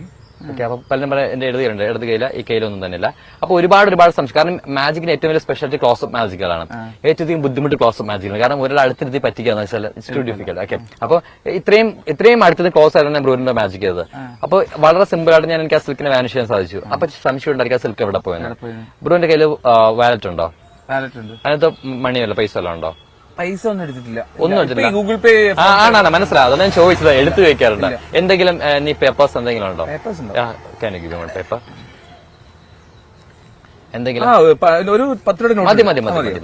Okay, thank you so much. Okay, ഞാൻ ചെയ്ത ഈ ഒരു 10 രൂപ നോട്ട് എടുത്തതിന് ശേഷം ഞാൻ വളരെ പയ്യൻ ചുരുട്ടുകയാണ്. വീണ്ടും ഞാൻ മാജിക്കിന്റെ മന്ത്രം എന്തായിരുന്നു? ഹോക്കസ് ഫോക്കസ് എന്ന് പറഞ്ഞിരുന്ന സമയത്ത് it's come to the yes. ആ 10 രൂപ ഉണ്ട്. ഞാൻ ഒരിക്കലും പ്രതീക്ഷിച്ചില്ല ബ്രോ എന്റെ ഈ ഒരു സിൽക്ക് എടുത്തിട്ട്. ബ്രോ ഞാൻ സിൽക്ക് എനിക്ക് എടുക്കാമല്ലോ. 10 രൂപ ചായ കുടിക്കണേ. എടുത്തോട്ടെ, 10 ചായ കുടിക്കട്ടെ. Thank you so much. Okay, കൊള്ളാം. അപ്പൊ ഇതുപോലത്തെ ഈ രസകരമാണ് അശ്വിൻ. ഇത്രയും തന്നെ എന്റെ സമയം പോയത് അറിഞ്ഞില്ല. Thank you. എത്രയോ ഭംഗിയായിട്ട് അശ്വിന്റെ കഥകൾ കേട്ടു, അതെ. അശ്വിന്റെ ബിഗ് ബോസിലെ കാര്യങ്ങൾ കേട്ടു. അശ്വിൻ എന്തെങ്കിലും ലൈഫിൽ എന്തെങ്കിലും ആരോടെങ്കിലും എന്തെങ്കിലും പറയാനുണ്ടോ? ജസ്റ്റ് ഒറ്റ വാക്കി പറഞ്ഞേക്കാം, നെവർ ഗിവ് അപ്പ്. ഒരിക്കലും എക്സാക്ട്ലി ആണ് കേട്ടോ കാര്യം. ഇപ്പൊ ഞാൻ ആലോചിക്കുകയാണ്, ഇപ്പൊ ഞാനൊക്കെയാണ് ഇങ്ങനെ എല്ലാം നഷ്ടപ്പെട്ട് ഒരു കഴക്കൂട്ടം റെയിൽവേ സ്റ്റേഷനിൽ പോയി നിന്ന് കഴിഞ്ഞാൽ ഒരുപക്ഷെ ആ ട്രെയിനിന് മുന്നിലേക്ക് എടുത്തു കേടാവുന്ന ഓപ്ഷൻ ചെയ്യല്ല. അതെ, ഞാൻ ഒരു തവണ ഇതുപോലെ സൂയിസൈഡ് നോക്കിയിട്ടുണ്ട് കേട്ടോ. ഐ തിങ്ക് അത് കാരണം എന്റെ ഹോസ്റ്റലിൽ കുറച്ച് സുഹൃത്തുക്കൾ ഒരു ദിവസം രാത്രി മദ്യവും മയക്കുമരുന്ന് ഉപയോഗിക്കാൻ പറഞ്ഞതിന്റെ പേരിൽ, ഞാൻ ഉപയോഗിക്കില്ല എന്ന് പറഞ്ഞതിന്റെ പേരിൽ ഒരു ദിവസം രാത്രി ശരീരം ഫുള്ള് കെട്ടിയിട്ടിട്ട് മയക്കുമരുന്ന് കുത്തിവെച്ച് സെക്ഷൽ അബ്യൂസ്മെന്റ് എന്റെ 17ാമത്തെ വയസ്സുണ്ടായിട്ടുണ്ട്. അന്ന് പുറത്ത് പറഞ്ഞ കൊന്നുകളെന്നുള്ള പേടിയുടെ നേരെ കഴക്കൂട്ടം റെയിൽവേ സ്റ്റേഷനിലേക്ക് പോയി ചാടാൻ വേണ്ടി നിന്നിട്ടുണ്ട്. അപ്പോഴെന്റെ മനസ്സ് പറഞ്ഞ കാര്യം, ഇവിടെ ഞാൻ തീർത്തു കഴിഞ്ഞാൽ ഇതൊരു ലൈഫ് ഉണ്ടാവുകയാണ്. അവിടെ അശ്വൻ ചാപ്റ്റർ ക്ലോസ് ആയി. അന്ന് ഞാൻ ആരുമല്ല, ഒന്നുമല്ല. പക്ഷെ ഇന്ന് ഞാൻ ഇവിടെ ജീവിച്ചാൽ എന്നെ ആട്ടിയിറക്കുകയും നാളെ എനിക്ക് വേണ്ടി കൈയടിക്കും. ആ കാലമാണ് വന്നിട്ടുള്ളത്. സോ കർമ്മ തിരിച്ചടിച്ചിരിക്കും എല്ലാവർക്കും വേണ്ടി. എന്റെ ഫാമിലിയുടെ എന്നെ ഉപദ്രവിച്ച ഒരുപാട് ആൾക്കാരുണ്ട്, അതുതന്നെ എന്റെ കുറെ സുഹൃത്തുക്കളുണ്ട് എന്നെ ഉപദ്രവിച്ചു. പക്ഷെ അവർക്കെല്ലാം ഇപ്പൊ തിരിച്ചടിക്കുകയാണ് എന്നറിയുമ്പോഴത്തേക്കും സന്തോഷമല്ല, പക്ഷെ സത്യം പറഞ്ഞ മനുഷ്യനാണ് സന്തോഷത്തിലൊരു സന്തോഷമൊക്കെ ഉണ്ട് മനസ്സിനകത്ത്. കാരണം ചില ആൾക്കാർക്ക് അത് തിരിച്ച് ദൈവം കൊടുക്കും. ദൈവം എന്ന് വെച്ചാൽ ഈ ഒരു യൂണിവേഴ്സ് കൊടുത്തിരിക്കും, നമ്മൾ അനുഭവിച്ചിട്ട് ഇവിടുന്ന് പോവുള്ളൂ. അപ്പൊ അതുകൊണ്ട് അന്ന് ഞാൻ സൂയിസൈഡ് ചെയ്തിരുന്നെങ്കിൽ ഇന്ന് എനിക്ക് അതൊന്നും കാണാൻ പറ്റില്ലായിരുന്നു. അപ്പൊ അതുകൊണ്ട് പക്ഷെ ഇപ്പൊ ചെറിയ വിഷമമൊക്കെ ഉണ്ട്. കാരണം വേറെ കാര്യം പറയുകയാണെങ്കിലും അന്ന് ഞാൻ അങ്ങനെ സംഭവിച്ചുകൊണ്ട് ഞാൻ ഇവിടെ നിൽക്കുന്നു. അതാണ് കറക്റ്റ് വേർഡ്. കാരണം വെച്ചാൽ സംഭവിക്കുന്ന എല്ലാം നല്ലതെന്ന് പറയുന്ന പോലെ അന്ന് അത്രയും വീട്ടിൽ നിന്ന് ഇറക്കി വിടേണ്ടി വന്നു. അതുപോലെ തന്നെ സ്വന്തമായിട്ട് ഇത്രയും സ്ട്രഗിൾ ചെയ്യേണ്ടി വന്നു. സ്ട്രഗിൾ ചെയ്തുകൊണ്ട് ഇപ്പൊ കുറച്ചൊന്ന് ബോൾഡായി. ഇപ്പൊ ആരും എന്താണെന്ന് വെച്ചാൽ തിരിച്ച് പോകണമെന്നുള്ള ധൈര്യമുണ്ട്. രണ്ടാമത്തെ കാര്യം, ഇപ്പൊ നമുക്ക് സ്വന്തമായിട്ട് ഇത്ര എത്തിയ നമുക്ക് സ്വന്തമായിട്ട് ഒരു അഭിമാനം, ഒരു സെൽഫ് സാറ്റിസ്ഫാക്ഷൻ ഉണ്ടല്ലോ, അതുണ്ട്. കാരണം വെച്ചാൽ ഞാൻ സ്വന്തമായിട്ട് എന്റെ സ്വന്തം കഷ്ടപ്പാടാണ് ഇതുവരെ എത്തിയത്. അതുപോലെ തന്നെ ചില സമയത്ത് നമുക്ക് ഒരുപാട് നെഗറ്റീവുള്ള സമയങ്ങളുണ്ടാകും. നമുക്ക് എപ്പോഴും പോസിറ്റീവായിട്ടൊന്നും ഇരിക്കാൻ പറ്റില്ല. ചിലപ്പം എനിക്ക് പ്രത്യേകിച്ച് അസുഖങ്ങൾ വരുമ്പോഴല്ലോ, പനി എന്തൊക്കെ വരുമ്പോൾ ഞാൻ ഒറ്റയ്ക്കായി പോയല്ലോ എന്നൊരു സങ്കടം മനസ്സിലാകുന്നുണ്ടാവും. അപ്പൊ ആ സമയത്ത് എന്റെ വീടിന്റെ അകത്ത് ഒരു റൂം നിറച്ചിട്ട് എനിക്ക് കിട്ടിയ അവാർഡ്സ്, മൊമെന്റ്സ്, ട്രോഫീസ് എല്ലാം വെച്ചിട്ട് നിറച്ച് വെച്ചിട്ടുണ്ട്. ഞാൻ അതിനകത്ത് കയറിയിട്ട് ഞാൻ ഒരു നിമിഷം നോക്കും, അശ്വിൻ എന്തായിരുന്നു ഇപ്പൊ എന്താണ്. സോ അത് മാത്രം ആലോചിച്ചാൽ മതി. എന്നെപ്പോലെ ഇതിനെക്കാട്ടിയും സ്ട്രഗിൾ ചെയ്യുന്ന ഒരുപാട് മനുഷ്യർ ഈ ഭൂമിയിലുണ്ട്. മാജിക് പ്ലാന്റ് വയ്ക്കുന്ന സമയത്ത് 100ഓളം ഡിഫറന്റ്ലി ഏബിൾഡ് ആയിട്ട് കുട്ടികളുണ്ട്. ആ കുട്ടികളുടെ അമ്മമാരെ കണ്ടു കഴിഞ്ഞാൽ അവർ പറയും, മക്കളെ ഞാൻ മരിക്കുന്ന മുൻപ് എന്റെ കുഞ്ഞുങ്ങൾ മരിച്ചാൽ മതി എന്ന് പറയുന്ന അമ്മമാരുണ്ട്. കാരണം അവർ പറഞ്ഞ വെച്ചാൽ അവര് കാലശം മക്കളെ നോക്കാൻ ആരുമില്ല. അതവരുടെ അപ്പൊ ഞാൻ ആലോചിച്ചു, അവരെയൊക്കെ വെച്ച് നോക്കുമ്പോൾ എനിക്ക് 2 കൈയുണ്ട്, കാലിന്റെ സംസാരിക്കാൻ ഇഷ്ടമുണ്ട്, ഭക്ഷണമുണ്ട്, അത്യാവശ്യം സാമ്പത്തികമുണ്ട്. അപ്പൊ ഇതൊക്കെ വെച്ച് നോക്കുകയാണെങ്കിൽ ഞാൻ എത്ര ഭാഗ്യവാനാണ്. സോ അതുകൊണ്ട് നമ്മൾ കിട്ടിയതിൽ എപ്പോഴും ഗ്രാറ്റിറ്റ്യൂഡ് പറയുക എന്നുള്ളതാണ് ഏറ്റവും വലിയ കാര്യം. എന്തായാലും ഇത്രയും പോസിറ്റിവിറ്റി രാവിലെ തന്ന അശ്വിനെ ഒരുപാട് താങ്ക്സ്. ഒപ്പം തന്നെ ഒരുപാട് എന്റർടൈൻ ചെയ്യിച്ചു, മെന്റലിസം, മാജിക് എല്ലാമായിട്ട്. അപ്പോൾ മോർണിംഗ് വൈബ്സിന്റെ ഒരു നല്ലൊരു കാഴ്ച ഇന്നിവിടെ അവസാനിപ്പിക്കുകയാണ് ഞങ്ങൾ. എന്തായാലും താങ്ക് യു സോ മച്ച്. എല്ലാവർക്കും നല്ലൊരു ദിവസമായിട്ട് എല്ലാവരുടെ ലൈഫിലും ഇന്നൊരു കിടലിൻ മാജിക് സംഭവിക്കും. കിടലിൻ മാജിക് സംഭവിക്കട്ടെ, പോസിറ്റീവ് ആവട്ടെ. എന്തായാലും മോർണിംഗ് വൈബ്സ് ഇപ്പോൾ ഇവിടെ വൈൻഡപ്പ് ചെയ്യുന്നു. വീണ്ടും കാണാം. നമസ്കാരം.